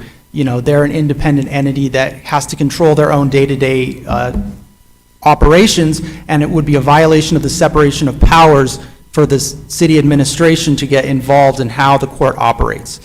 Now, the tricky part there is that unlike other courts, the municipality provides a lot of support to the court, because the municipal court, unlike other courts, doesn't have its own HR department, its own finance department, its own purchasing department. It needs the guidance and help of the city administration, but at the same time, it has to chart its own course in order to maintain that constitutional division. And so, you know, where exactly that line is, we are trying to work that out, and, you know, it's a give and take on both sides. But don't we have to cover our ass? Because if we send somebody the wrong paycheck or not correct or whatever, they're going to come back and nail us for something. Do we pay our employees to fill out the paychecks for their employees? You know, are we getting paid for our services, and is there a contract saying that we are rendering those services, they're paying for it, we're not held liable if that paycheck gets to where it isn't supposed to or whatever? I'm having a little bit of an issue here because, as you know, liability is a big thing. This is a big liability. I would agree with that, Counselor. But what can we do about it? We are building the controls. We are building the controls so that both entities are protected and covered. We just haven't built them all because this is fairly new for all of us as to this separation. I know this is the first judge, I've been through 3 of them now, this is the third one. And this is the first one that has asked to participate in the manner that they're legally allowed to. So in my world, they have their own clerks, correct? Okay, so they have their own clerks, now they have their own checking account. The only thing they need from us is the building, or they can go choose to get another building. So why don't they do all that services for themselves and they cut us a check for the building? Well, and we're actually paying ourselves for the building. So in this budget, we did build in essentially a lease payment for the property that takes care of all the structural. We also build in essentially an indirect transfer from that fund in order to pay us. Just note that the court does not make all of its own money to operate as a court. We are feeding it general fund tax dollars, and we're feeding it some GRT as well, too. Maybe they should collect their... And so we are, there's a balancing act within the structure. It is really just creating that true control of money going this way, money going that way, and making sure that everything's covered. I mean, if they want to grow up and be big people by themselves, then they need to collect all their dues and stuff the tickets that they have out there, and they can't seem to, just saying. I'll be quiet now. We are working on the controls that'll keep it clean. So. Okay, I'll be quiet now. Thank you. I have Councilor Roebuck, and I exhaust my list. Thank you, Mayor. I think it's important in this conversation, since it's gone on so long, to note that the judge is an elected official, accountable to the people.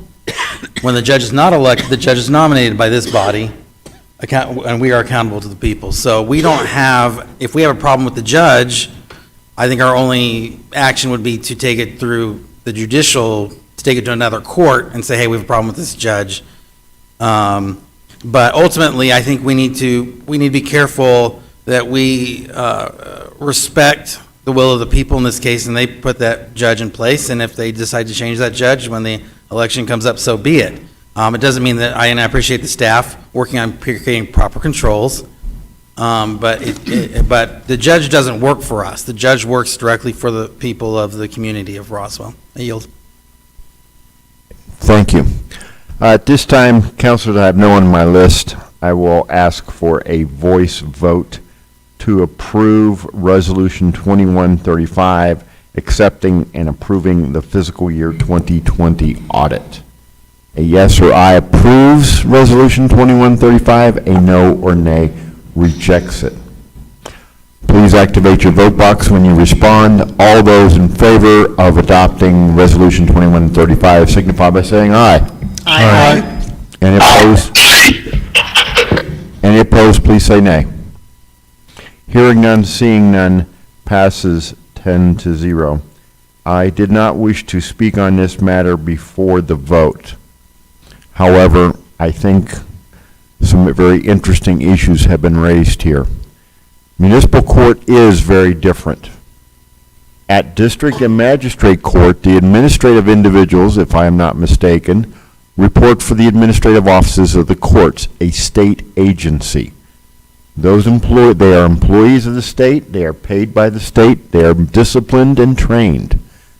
These employees are city employees. And this is where it gets to the unique feature that Mr. Patterson had alluded to. Who has final disciplinary action over any of those employees? Mr. Mayor, the judge does. So the judge can dismiss an individual without it going through the city manager, even though they are a city employee. They are a municipal court employee. Are they paid by the city of Roswell? Yes, but from his budget. Budget approved by this body. Correct. As opposed to in the municipal and, as opposed to magistrate and district, where they are employees of the true judicial branch, which is set up as a separate entity under the administrative office of the courts. Yes. So, and I will, This particular issue of the HR and the employees has been directly addressed by the New Mexico Supreme Court, and they unequivocally said that the judge is the final authority on all matters relating to his employees, and it would be an absolute breach of the Constitution for the city administration and the city manager to have any hiring, firing, or disciplinary powers over his employees. We do set the hours of operation of the municipal court in city ordinance. Is that not enforceable? That's a good question. I'd have to look at that. Okay. This might be a topic of further discussion at public safety. Moving on to item number 15. Councilor Roebuck. Thank you, Mr. Mayor. I move that we approve Resolution 2136, authorizing the sale of certain surplus personal property. I have a motion by Councilor Roebuck and a second by Councilor Kennard to adopt Resolution 21-36. Mr. Glenn. Good evening, Mayor and Council. This is our monthly resolution to dispose of surplus property. We need to add about 9 vehicles to the Roswell used car emporium that we're running now. If you notice, this does have Exhibit A and B, so we have items that are under the $2,500 and items over the $2,501. This was moved out of the Finance Committee without recommendation due to a lack of a quorum. Just so you know, right now, we do have auctions that are running. We have approximately $22,000 worth of bids on items that are being auctioned currently. Okay. Questions or comments on this one? Seeing none, I will, Councilor Peterson. Sorry, what was the bid site? What was the bid name? Publicsurplus.com. Thank you. Okay. Any other comments or questions? I'll ask for a voice vote, a yes. Mayor, did we have a motion on this one? I'm sorry? You got a motion and a second? Okay, just wanted to check. Yeah, Roebuck and Kennard. Thank you. A yes or aye approves Resolution 21-36. A no or nay rejects it. Please activate your vote box when you respond. All those in favor of Resolution 21-36, please signify by saying aye. Aye. Any opposed, please say nay. Hearing none, seeing none, passes 10-0. One quick comment, Mr. Matthews and Mr. Nebb know this. I really think we should consider changing this to, instead of sale, because we don't always sell, why don't we call these resolutions disposal of certain personal property, rather than, because last month we had the guns that were traded, and in previous times we've just disposed of property by throwing it away. So I would ask that staff consider this, changing the future resolution titles to simple disposal. I think we can do that. Okay. Next up, item number 17, Councilor Stubbs. Thank you, Mr. Mayor. This is at the recommendation of the Legal Committee at a vote of 3-0, that I move to approve to advertise to hold a public hearing in July of 2021 and vote on ordinance 21-07, residential and commercial energy conservation codes, which amends section 611 of the Roswell City Code by adopting by reference the 2018 New Mexico residential and commercial energy conservation codes.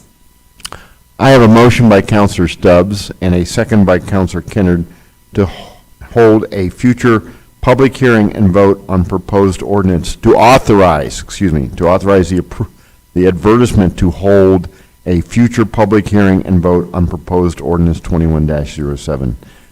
Mr. Mavers. Good evening again, Mr. Mayor and council members. A bit of a housekeeping item on this particular issue. The proposed ordinance will amend section 16.11 of the Roswell City Code by adopting the 2018 New Mexico residential and commercial energy codes, those NMAC 14.7.6 and NMAC 14.7.9 respectively. The New Mexico codes then in turn adopt the 2018 International Energy Conservation Code with minor modifications. The city needs to go ahead and approve the resolution to adopt in order to continue to issue building permits, both residential and commercial. All right. All right. Once again, councilors, we are simply authorizing the advertisement for a future public hearing. We are not taking final action on the proposed ordinance. Councilor Stubbs, you have the floor. Thank you, Mr. Mayor. Just for clarification, the abstract says that this is in section 16-11, and the ordinance says 611, I believe. Where did I see that? I guess my question is it 16 or 6? I will defer to Parker on this one. I would too. I'll double check. All right.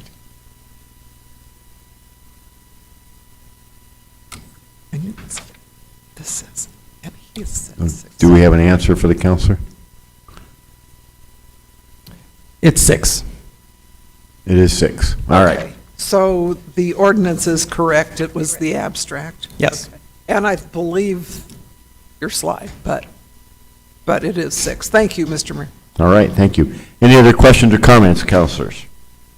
Since this is just the authorization to advertise, we will do a voice vote. A yes or aye approves the advertisement for a future public hearing and vote of proposed ordinance 2107. This is not final action on the proposed ordinance. All those in favor of a future public hearing and vote, and advertising for a future public hearing and vote, signify by saying aye. Aye. Opposed, please say nay. Passes 10-0. Next up, item number 18, Councilor Stubbs.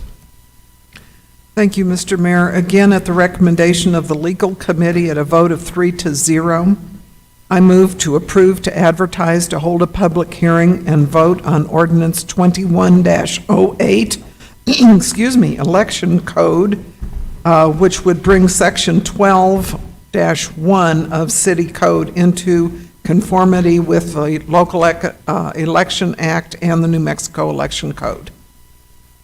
I have a motion by Councilor Stubbs and a second by Councilor Peterson to authorize for a future public hearing and vote on proposed ordinance 2108. Mr. Patterson. Good evening again, Mayor and Council. Okay, so many of you will be familiar with the history of the election code in recent years. Up until, from time immemorial until recently, our elections were governed by Article 8 of Chapter 3 of our municipal code, and that was a very nice section because it dealt exclusively and specifically with municipal elections and gave us all the instructions on how to do our elections, and we followed that forever. The legislature, in its infinite wisdom in 2018, completely struck and repealed our ordinance or our statutes relating to elections, and replaced it with the Local Election Act, which is 122.1 and sequence. Now, the Local Election Act is very different from the municipal code in that it's very little of it is directly applicable or relates to our elections, and instead just talks about local elections in general, and then for most provisions refers you to the general election code, which doesn't fit our elections very well at all because they're state partisan elections, and so we have to figure out how to adapt the election code to our elections. It's sort of a head scratcher. Now, what the Local Election Act does provide is that ordinances that are not in conflict with the election code continue in effect. The current election code that we have, in fact, is in conflict with the Local Election Act because it continues to refer to procedures and statutes which were in Chapter 3, Article 8. So what we've tried to do here is take what was in that 12-1, which was the old election ordinance, and adapt it to the new situation that's provided for in the Local Election Act in order to bring it into compliance with current state statute. We did look at this at legal committee on May 27th. They did recommend that you vote to authorize this ordinance for a public to advertise for a public hearing at your next regular meeting. And I will also say that due to a moment of dyslexia, I switched the 12 to a 21 on lines 3 and 16, I think, of the ordinance, but I will fix that before the public hearing. Very good. Questions or comments from Mr. Patterson? Again, this is the authorization to advertise for the future public hearing and vote on the proposed ordinance. We are not taking action on the proposed ordinance tonight. All right. Seeing none, I will ask for a voice vote. A yes or aye approves the authorization to advertise for a future public hearing and vote on proposed ordinance 21-08. A no or nay rejects that. Please activate your vote box when you respond. All those in favor signify by saying aye. Aye. Any opposed, please say nay. Hearing none, passes 10-0. Thank you, Mr. Patterson, for correcting Senator Ivy's deficiencies. All right. Next up, item number 19, Councilor Moore.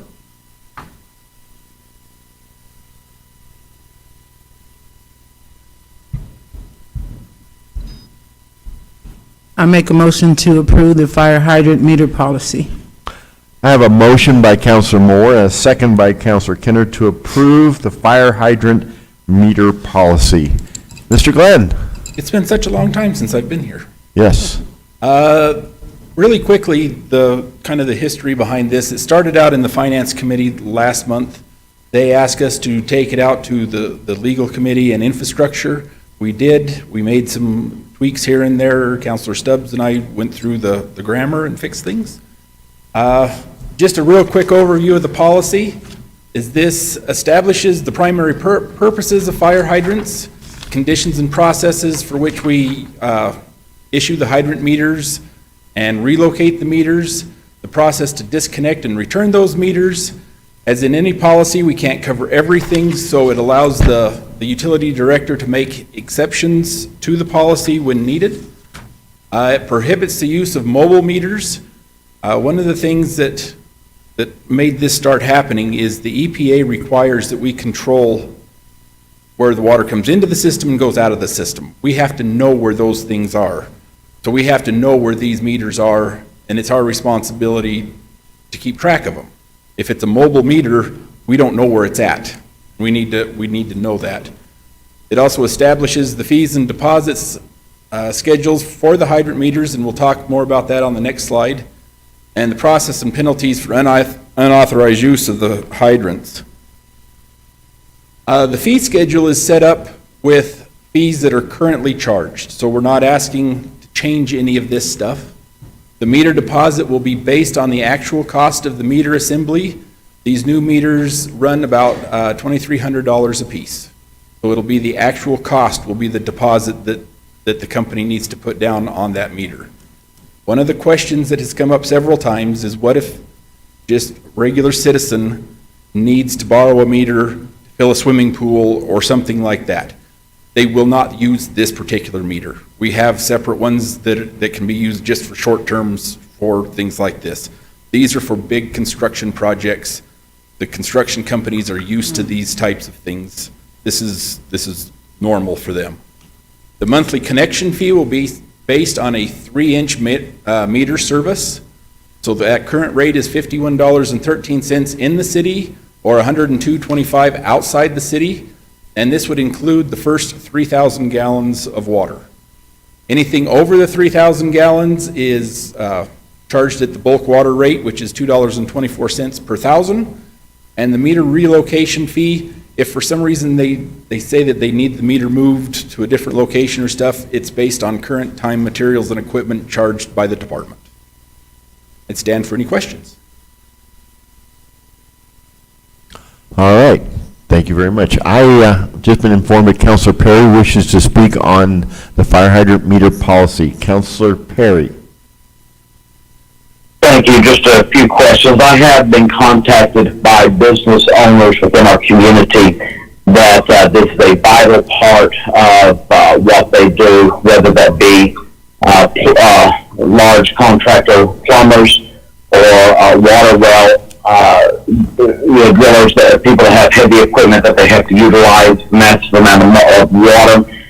One particular owner said that they have had a meter that they have had for, if I'm not mistaken, it was either 18 to 20 years even, that they've had, and on a monthly basis they turn in to the city what the numbers are, and then they make that payment on a monthly basis. The way that this is written, these are only going to be permitted for a certain amount of time, then they're turned in. So what does a business in that particular circumstance, that this is not just it's not just a 6-week job that they're doing, this is a 24-hour a day, 7-day-a-week business for them. What do those businesses do?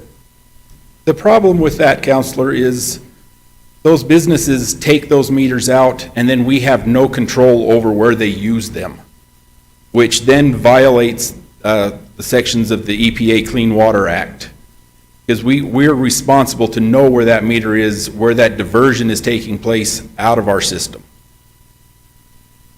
And I've been through an EPA inspection where this is a ding. It is a violation. Okay, I hear what you're saying, but my question has still not been answered. What do these businesses do to have a 24-hour a day, 7-day-a-week proprietary business that they're on call, they have to be able to utilize? I mean, what do these businesses do? Well, either they would make arrangements to have a meter in a certain place set up for them, or they would have arrangements at their place of business to be able to get water. Or they could get water out of the bulk water station there at the water plant. But my understanding, they don't have access to the water plant 24 hours a day, 7 days a week, nor would they have of many of the other options. So I think in particular, the two specific businesses that contacted me, their concerns are the ability to meet the needs of their customers, which are very, these are not just, hey, I'd like my swimming pool filled up on a Saturday afternoon while we get the barbecue ready. These are vital companies. These are service industries that keep other businesses open and operational. I recognize, and I did hear the explanation and saw the presentations before. I would not have thought of this because I'm not in these industries and don't know, but from what I'm understanding from at least two of these specific industries is that this is going to make them unable to continue to do what they currently do as a provider service in this community. And I guess that would be one of the reasons that we have the ability in there for the utility director to make an exception if we truly have no other way to take care of a problem. You know, they can contact us directly. You know, one of the problems that we currently have is we have over 40-some meters that have been out for years, and several of them, people never call in the readings. We had one company last year that, I apologize, go ahead. You know, they called in a reading after 2 years, and it was over $21,000 that they had to pay, and they wanted us to make an adjustment because that was a lot of money. If they would have been doing that, then, and these meters will make it so we can do monthly reads and do the bills like we should. Sure, and I understand. And there again, I wouldn't even be asking these questions because I'm not part of these industries if it weren't for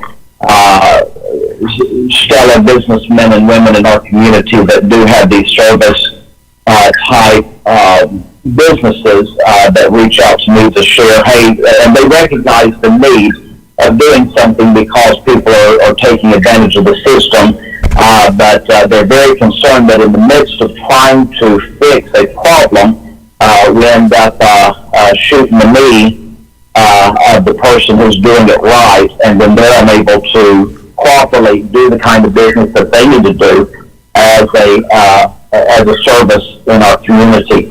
So I had some reservations that I would not have had even 24 hours ago if it weren't for phone calls coming to me as people started hearing about these considerations.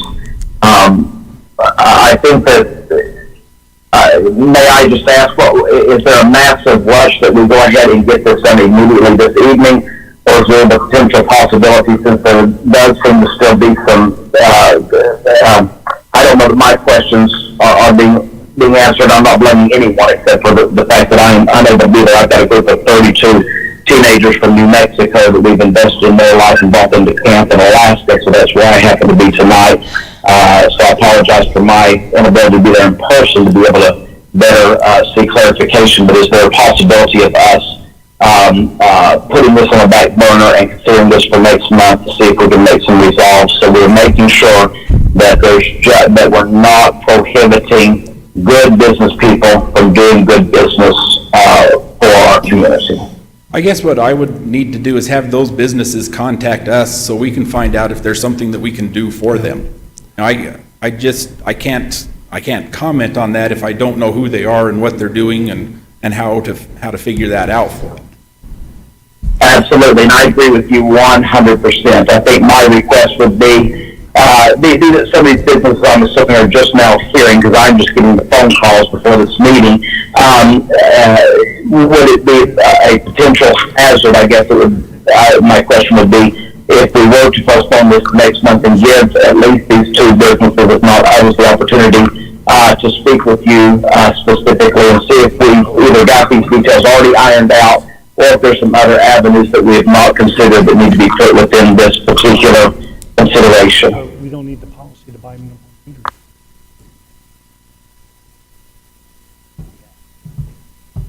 Okay, you guys want to? Yeah. No. Go ahead. Wait a minute. Counselor Perry, Lorenzo? Mayor, Counselor Perry, I don't have no problem in making exceptions for businesses like that. I mean, it wouldn't be a huge concern. They are cell-based meters, so we can actually figure out the location of where they're at, because they're actually mobile. We can pick up the reads like that on a monthly basis. We're just trying to keep control of the meters, because we have lost a lot of them that have gotten stolen. That's why we got the price up there, so we can recoup the actual cost of the meter with the penances that come on it, all the service connections and everything. But we could definitely make arrangements to work with somebody. That wouldn't be a problem at all. Mayor, City Council, this is Joe. I think one of the concerns we have, and asking that about tabling this decision for this policy another month, is that we have individuals that are needing meters today, and we need to get this policy in place in order to hand out these new meters that need to go out there. And I think that's where Mr. Sanchez, what we can do, Councilor Perry, is that we will work with those companies as exceptions to the rule until we can get this all corrected. But I would ask, I was hoping to be able to table this thing, but since we have other customers out there requesting to be put onto the meters, I'm going to ask the City Council to at least consider the approval of this policy at this time. It has went through 3 different committees at some point in time in the last couple months, so. Councilor Perry, you still have the floor. If I may ask, can someone point to me within the policy where I can be assured that these companies are not going to be prohibited from normal business at this time? Yeah, Councilor Perry, it really, without having a lot of information about understanding who these businesses are and everything, I'm not sure what normal operations constitute. I don't know if they're running around from hydrant to fill up their trucks, or if they have one stable station that they're actually filling up the bottles or whatever they're filling up with. So I guess I don't know. I don't have enough information to determine whether or not that's normal operations or not. The whole intent of this policy is so that these meters don't create legs and move from hydrant to hydrant, so that we can track where they're at. So I would say that these businesses, if they are moving from meter to fill up their equipment, we need to really talk to them about that. I think what Mr. Sanchez is saying, though, is that we will grant them an exception to at least walk through this process with that. And the exceptions are listed in Section 6 of that policy. So, and so I don't know enough about these companies, so I can't answer the question in a city council meeting tonight. I just wanted to express at least the concerns staff have with trying to get everybody else moving in the right direction as well. Counselor, you still have the floor. So, has the city at this time quit putting out the normal procedure for handling these kind of meterings, whatever the normal procedure's been over the last several dozen years or whatever? Has that procedure been put on a freeze? But we don't have any more meters to hand out. They've all been either used up, broken, stolen, or the ones that we had have been issued. Mayor, Councilor Perry, we've also had problems. This has been we need to get this policy fixed. It's been bad for a long time. We have several meters out. We've gone off of the honor system for several years, like you stated. We have about 46 meters out. Some months you get 6 or 7 people calling in their reads. It's a huge issue to us. We had one meter that got stolen after 3 years. They hadn't called in a read. We don't know how much water was consumed all that time. We lost out on all that revenue. So we need to get this corrected so that we can continue to actually pay for the water that's consumed. I mean, it's lost revenue for the city, and that goes towards our operations. I am not arguing at all that something needs to change. I just need to be convinced that those who are doing things right, and I hate to use this as an analogy because I know I'm stretching it far from, but it's like gun owners that are doing things properly and safely, but an overreach by government in order to try to fix a problem that then hinders those that are trying to do it properly that have a greater need. So that's my largest concern, because I do not know the industry, because I do not understand water well drilling, because I do not understand those industries that are assistants to other industries, these plumbers. Because I don't understand that, I hesitate on just thinking that if I vote in favor of this, that they're going to be able to continue that kind of industry, but we're not going too far. That's my biggest concern. And the concern is not that I'm not saying we don't meter, that we don't use these particular meters. I have concerns that the 3-month limit, that some of these other things that are on the requirements may very well indeed prohibit a 24-hour, 7-day-a-week proprietor. That's a concern for me.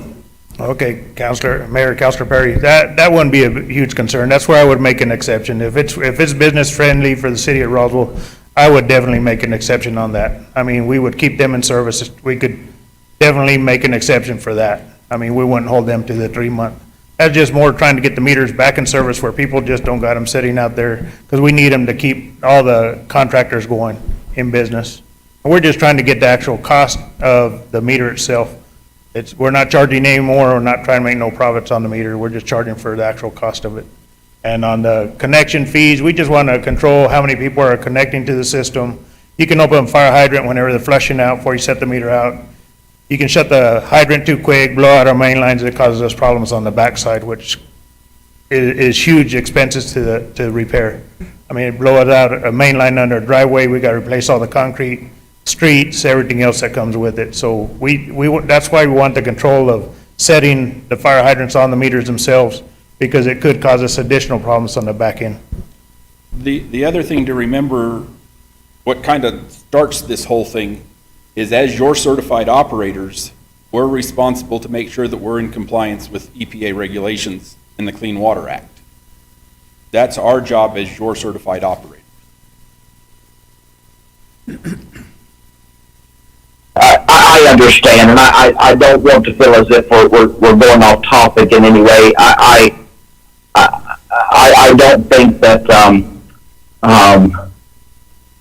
that we're in an emergent situation on that in particular. I understand the EPA and all the stuff that federal government throws at us with all of that. I get that, and I sure don't want anyone getting sick, not looking at anything like that. But I'm just still somewhat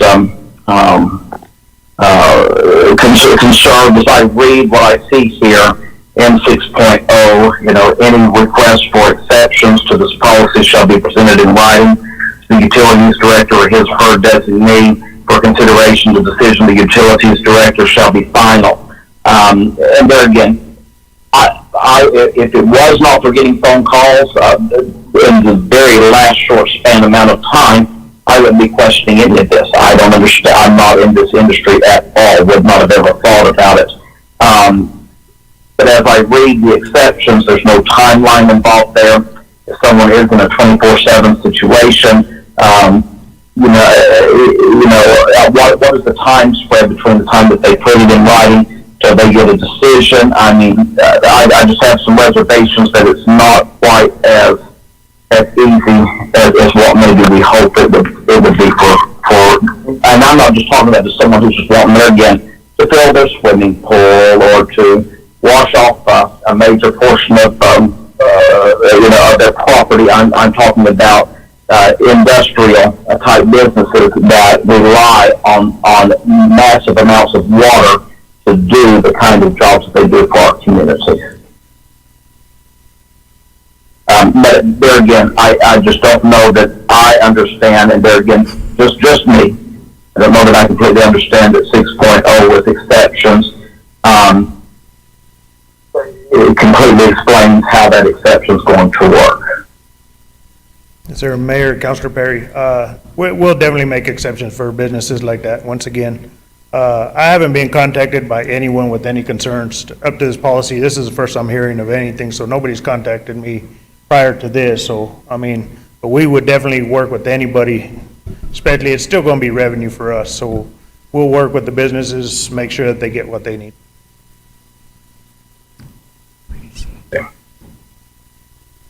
Thank you. Counselor, do you yield? I think so. Okay. I have Counselor Best and Counselor Roebuck. Counselor Best, you have the floor. Okay, mine is a simple walkthrough. This in my mind is a perfect library book. You go in, you check it out, you take it home, you read it, you bring it back. So let's say this is Best Corn Construction.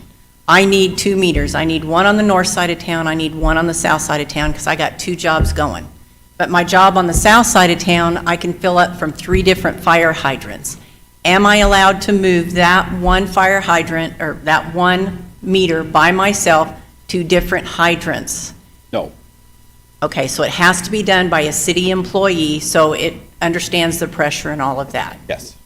How much problem have we had with the old meters ruining our system? I mean, you've got, Lorenzo, you're telling me that we've got computers, chips on these, so we know where they're going to go. Yes, they're cell-based. Okay. So we can pull the reads monthly, we can know the location of that meter. Okay, and we haven't had problems with... We have had. Okay, yes. okay, well, I wasn't aware of that. We've had different businesses, we have county trucks blow out our main lines. We've had our own fire department, trying to throw them under the bus. You're busted, We knew we'd drag you into there. We get the new guys coming in and they get them, do their maintenance, and they'll shut them down too fast and cause us problems. So I'm a contracting crew. I should have the amount to have 3 different meters. I mean, I should have, if I'm a good contracting crew and I'm doing my job right, I should be able to have 4 meters going for my 2 jobs if that's what I need. Yeah. When I turn this meter back in, do I get that $2,300 back?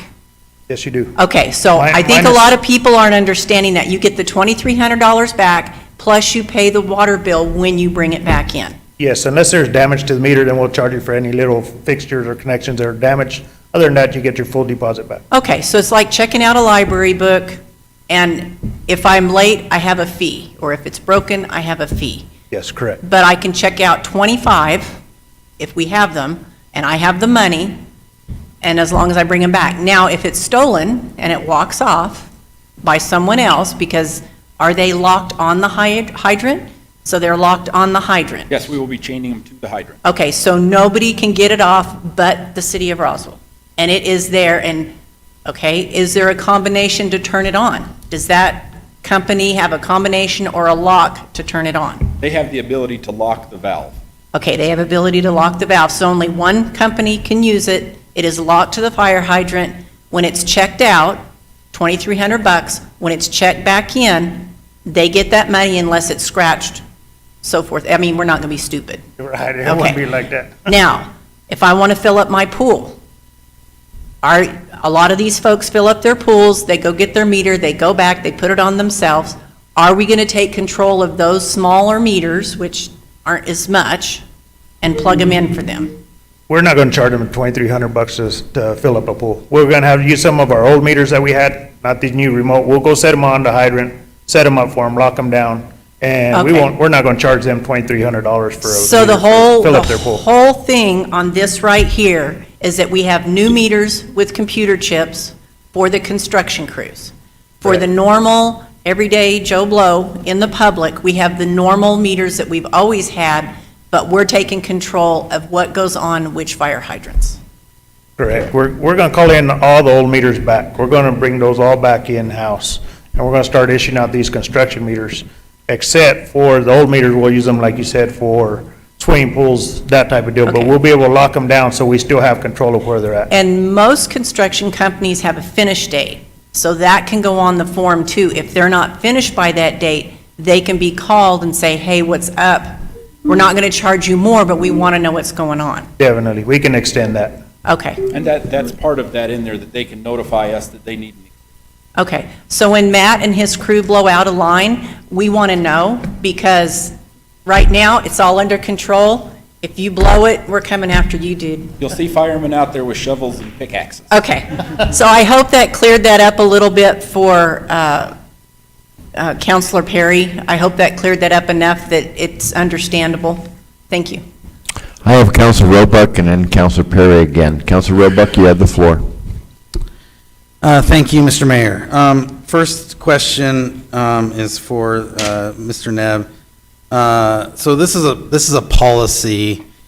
You have the discretion to set policy at your discretion, obviously, that's the point of it. So even if we set this policy tonight, there's nothing in this resolution that binds your hands from changing in the future as needed. Am I saying that correctly? Yeah, Councilor Roebuck, no, there's nothing in here that I can change everything within this document other than the fees. Right. And so since there's no change to the fees, then all the other language. And there's can be only one changed. fee in here that's new. It's the 2,300 fee. The other ones are all existing fees. They're all, yeah, it's the current cost of whatever the use is for the water. So Parker, would you concur with that this does not bind him to this policy should he decide to change in the future?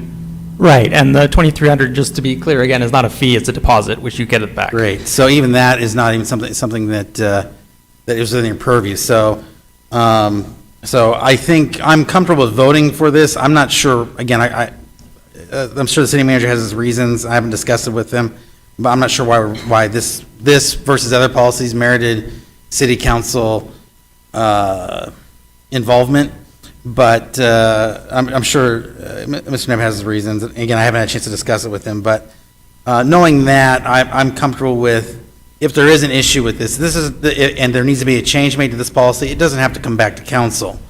Mr. Nebb can make that change, and certainly councilors can talk to him, as we always do, and lean on him as we should and can, to make changes in policy.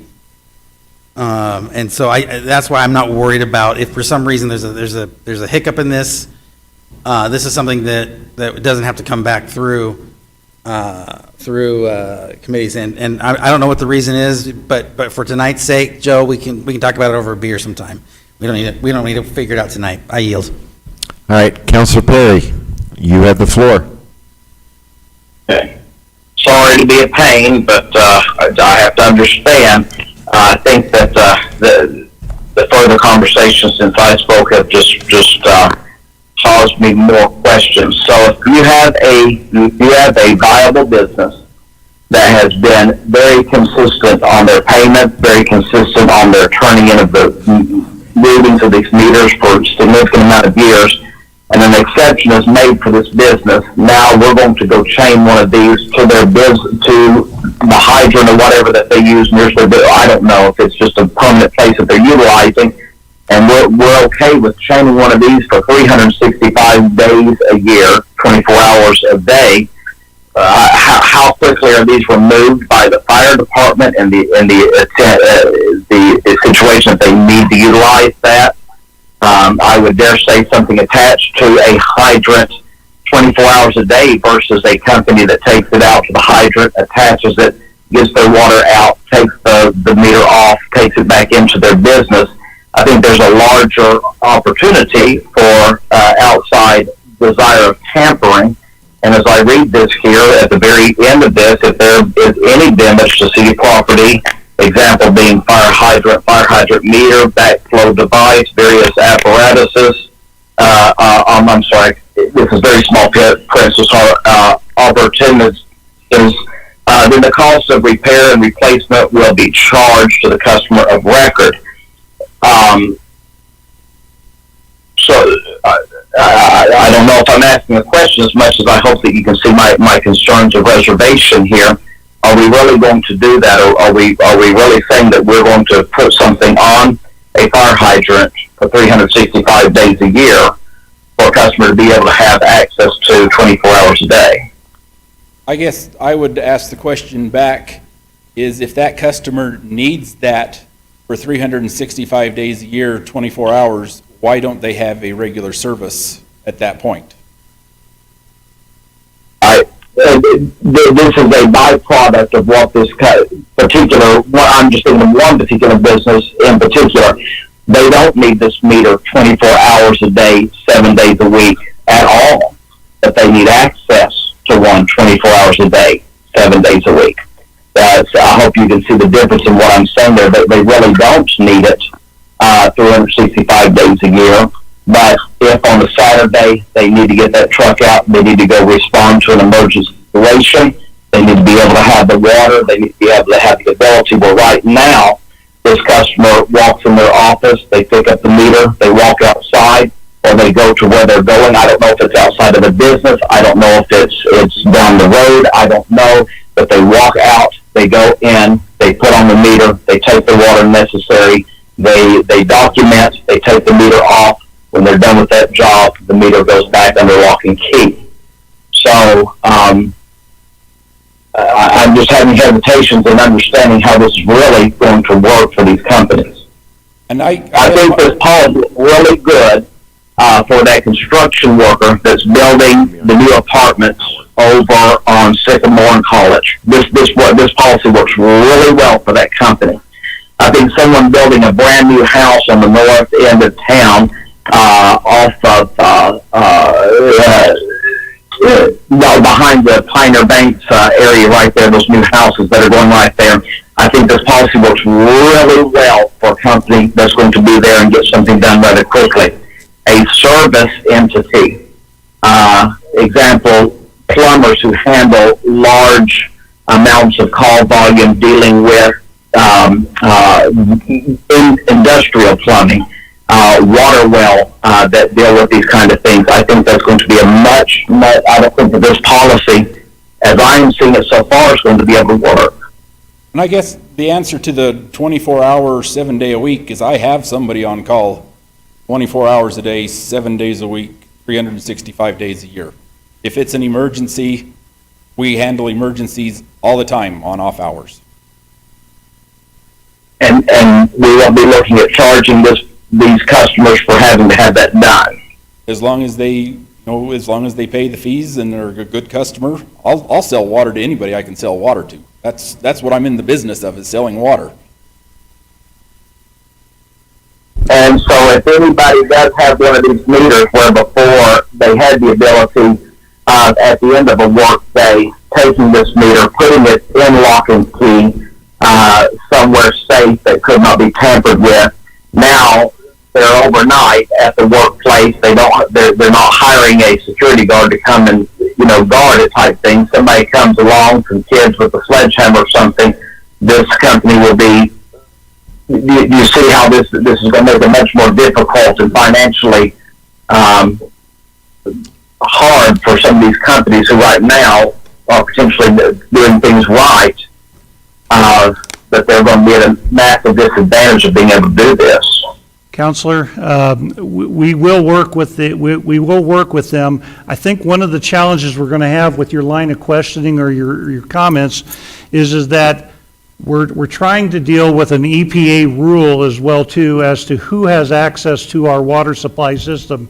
And so it is all good as long as everybody does it correctly, but we're going to need to have some method of tracking when they take water from our system and when they're connected. So if they're going to if the meter is going to be moved on and off the hydrant, we're going to have to track that differently than we have. And I think that's why I have a hard time answering that. They've done everything the way the old policy was, but what we have now is we have an EPA rule. We're trying to correct the protection of our system. And so we'll work with these individuals as best we can. But I think the thing is that it becomes the control of who has access to our system and when. We have the same issue with the people that dump at the wastewater treatment plant with the honey wagons or the septic systems. And because if we get a bad slug into the system and we're not there to do that, we've now have a controlled access point for wastewater as well too. I don't think we're going to answer that tonight, just because there's too much of this information. We need to know from what that business's needs are, and then we'll work from there. But I don't think we're going to get any closer to that answer, but because I don't have the EPA rule in front of me either. So, Yes, sir. Councilor Perry, I just want to be careful on who's connecting and disconnecting from the system. We don't know what they're doing with that meter type of business, and that could mean that they're good, but they'll get those meters thrown back of the truck. We don't know if they have oils or anything else, that type of deal that could contaminate our system. So we got to be very, very careful with that. So that's why we're trying to control it. That's why the EPA mandates that we take control of our meters. That way we don't put everybody else's health at risk. Yeah, I understand, and please, staff, don't feel as if I'm trying to be anti-staff or against anyone, but I think, though, that I raise enough questions for industries that our community count on to be able to be there when things go wrong. We're talking about people's ability to have water. People who dig water, drill water wells, they have to have water to drill water wells with, and I know we're not drilling water wells in the city anymore that I know of, and I understand all of that. But these businesses have been located within our city limits for dozens and dozens of years, for decades, and I sure don't want to be in a situation where we're encouraging businesses to move out of city limits to be able to get what they need to be able to operate. And I'm not saying that this has been any kind of mass conspiracy by any measure. I just am not confident we have thought through all the scenarios of really what we're dealing with. I think in the writing of this, we're looking at those guys that are contractors that are building this, that are going out as a plumber and working on the 1,200 square foot home and the swimming pool here and this and that. Great. I think that's what we're looking at. I don't know that we're really recognizing or considering high industrial businesses that really count on this ability. I yield. Thank you. I have Councilor Peterson and Councilor Kennard. Councilor Peterson, you have the floor. Thank you, Mayor. This policy is needed. You gotta have control of these meters, because you can't have just anybody just going and having access to these meters, to the fire hydrants, because you can potentially inject something into the water. You could get E. coli. You got to have trained water operators to put these meters on. This meter policy has been long time coming, and I appreciate you guys doing that. One thing that, I drive by and I see guys hooking up to fire hydrants, and I don't know if they have a meter or not, But I see some people, especially down south by the air center, all the time. But, I don't know if they have a meter, but it might be something the police might have to, if they see somebody hooking up to a fire hydrant, to check them out, make sure that they have a meter. Thank you. I have Counselor Kennard. That exhausts my list. Counselor Kennard, you have the floor. Thank you, Mayor. I'll try to be brief. I think a lot of us don't really understand the meter system, especially some of us that haven't been in construction, so perhaps maybe in the future we could have a presentation on what the meters look like, et cetera. Talking about what Joe alluded to was, I think another beneficial thing would be to have the requirements from the EPA so we know what the violations would be for the city. I was thinking about, well, how could we compromise people or businesses that are in good standing and do report on a regular basis what their meter readings are, but still that would be a violation of what the EPA says with the mobile meter. So I understand what Jason is saying, but I think that you have mentioned that you will do whatever you need to do to help those businesses maintain their business. And then I would like to call on Chief Miller to talk about the fire department and the meters. Thank you. Mr. Mayor, Council. So, first I apologize that tonight's the first I've heard of this policy. However, from the emergency fire department standpoint, I think it's great. Years ago, for years, we used to loan out fire hose for people to fill swimming pools. For several years now, we've gotten away from that because of the liability of it.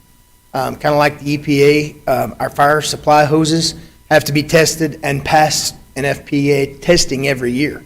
And one of the biggest things, just like at a fire and emergency, if we lay a line from a hydrant to a truck to fight a fire at a structure, we have to be very careful, and we rely on the police department to also help us make sure nobody runs over those hoses. Because those hoses, they are very big and strong, but they're also very fragile because of the amount of water and weight that we use when we use those. A lot of people don't realize how much water comes out of these hydrants. And like I said, tonight's kind of the first I've really heard of this policy, but for these guys to be able to track meters and know who has them and know where they are, just like the last fire where we did have a really old water main break on us, I communicate with this guy a lot. And if he knows where every one of those meters that are locked on to hydrants are, it helps us. We don't go somewhere at 3 o'clock at night because there's a fire and then spend 5 more minutes having to go 2 blocks down the road to catch another hydrant because he could have already told us there's a meter locked onto that hydrant. So that I see a lot of things in this, revenue aside, that can really help us out in emergency situations. Because to us, the fire department, fire hydrant is strictly an emergency water supply.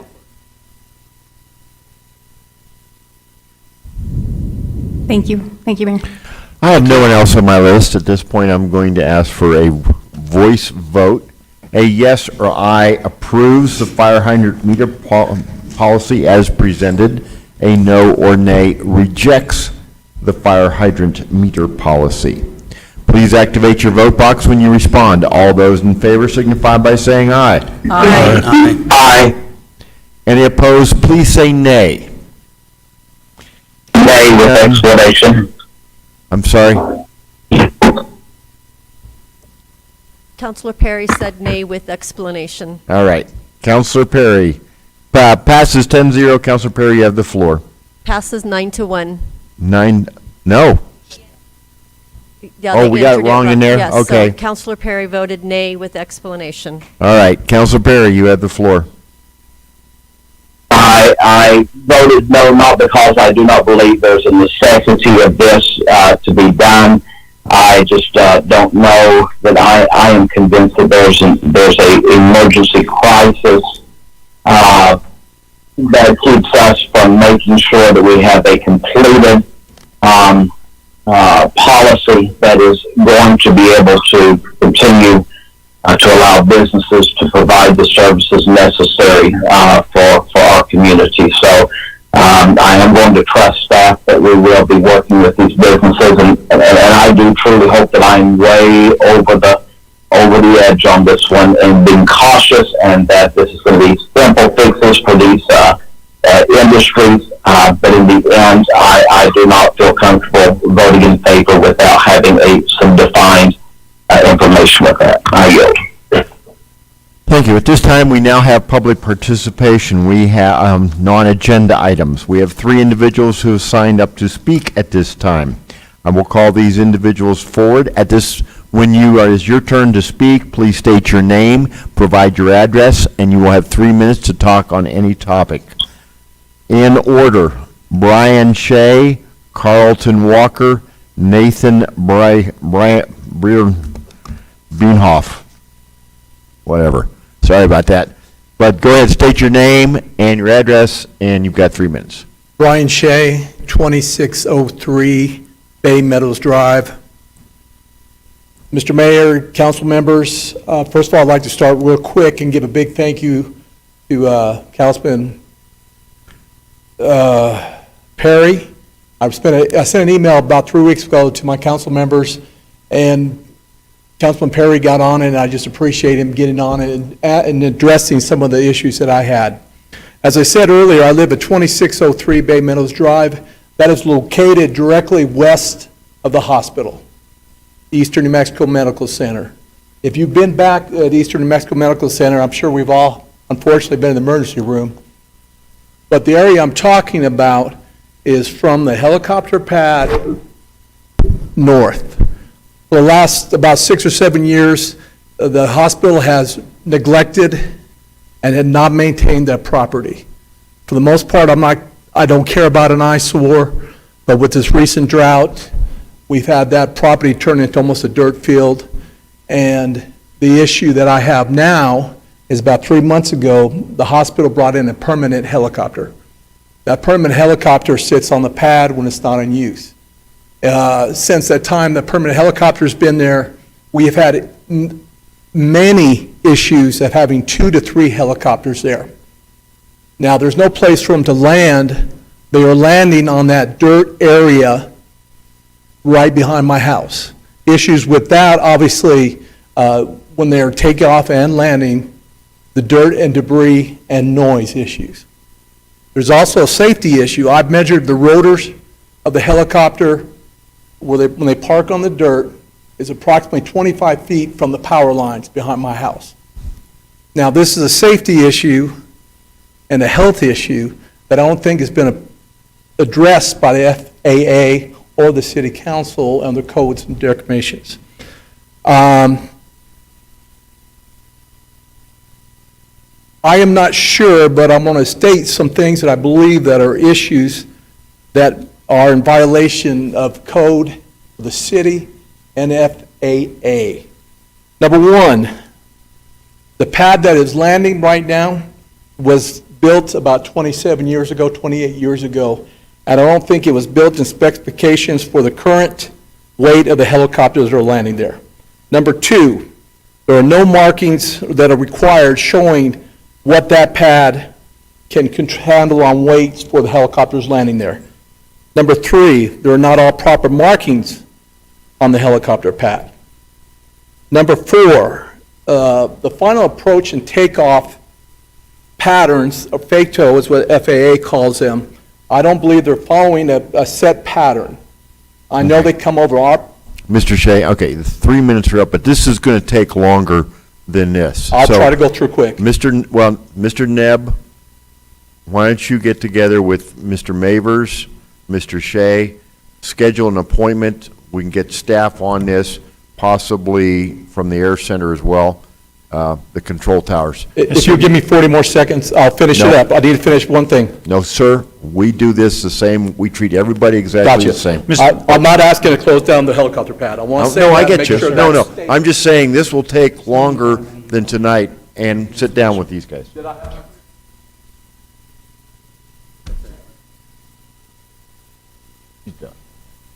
Next up is Carlton Walker.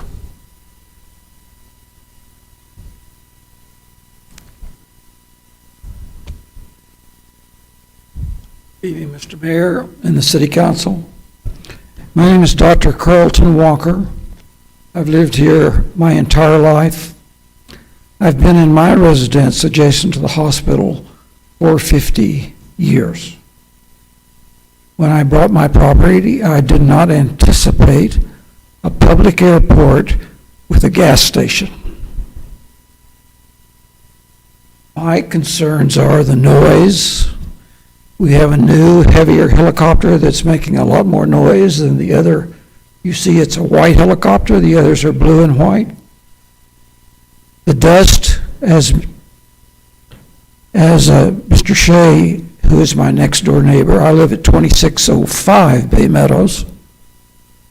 The safety of the power lines, when the original helicopter pad was placed some years ago, I requested that red balls be put on the power line. Not only am I a dentist, I'm also a commercial pilot. I've flown for 50 years.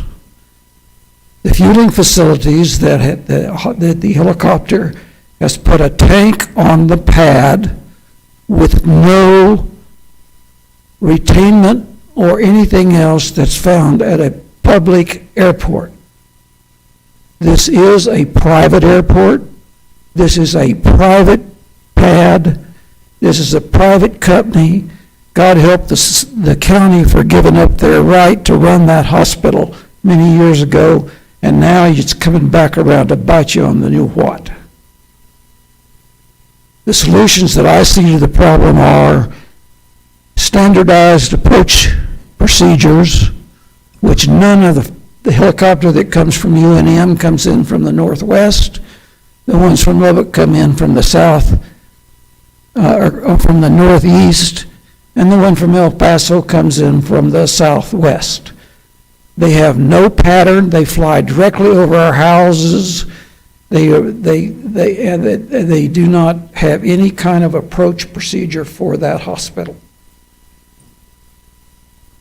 I think that the solution to the problem is a hospital needs to move the pad, put it in a place in their parking lot equidistance from all of the neighbors, meet the fuel standards for a public airport.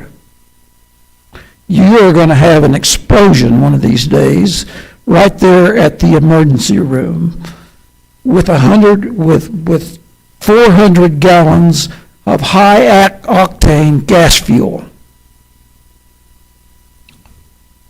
The other is good piloting process, practices. And the fifth thing is the hospital needs to water their lawn. It looks like a dump Dr. Walker. right in the middle of our city. Understand. Mr. Nebb, you're comfortable, you understand, and you will get together with both of these gentlemen. And we have Yes, sir. Fire Chief, Mr. Mavers, also Mr. Matthews. Okay.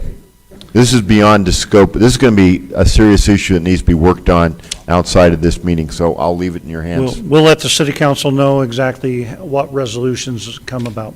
Okay. Nathan, come on.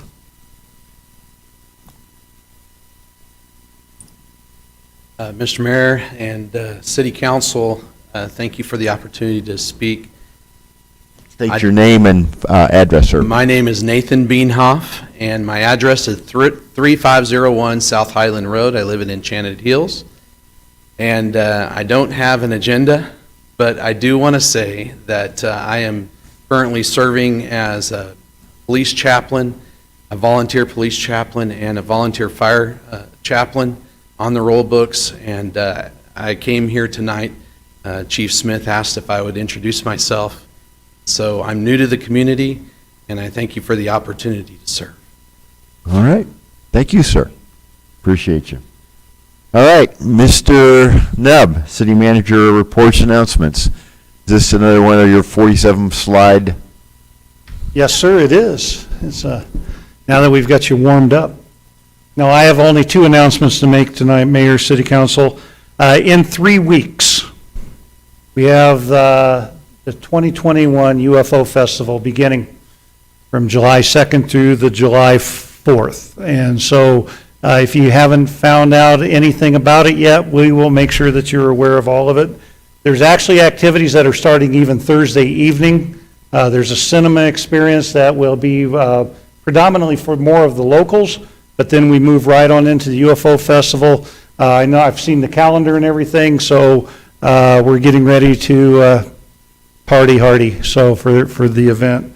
The only other thing to bring up is that we do have scheduled a special session on July 22nd, this Thursday evening, for the final budget, approval of the final budget. So we'll have those numbers and everything at that time. Other than that, if there's any questions from the Mayor, City Council, that's my report. All right. Anything for Mr. Nebb? All right, committee reports. These are items which your committee is dealing with that has not yet been, or has not come to the council as a whole, but you think should be brought to the council's attention. Since we have 2 of our chair online, I'm going to turn to Councilor Roebuck for finance. Anything you need to share? Nothing, sir. Okay. General services, Councilor Moore, and you're on that. Anything you need to share with us? No? Infrastructure is? No, sir. There. Legal, Councilor Stubbs, anything? Public safety? We have our next meeting at Tuesday at 4:30 at City Hall. Meet us there or be square. Okay. Future agenda items. Councilors, anyone wishing to have an item placed on the agenda for the July council meeting? Hearing none. All right. No other matters. It is 9:08. We are adjourned.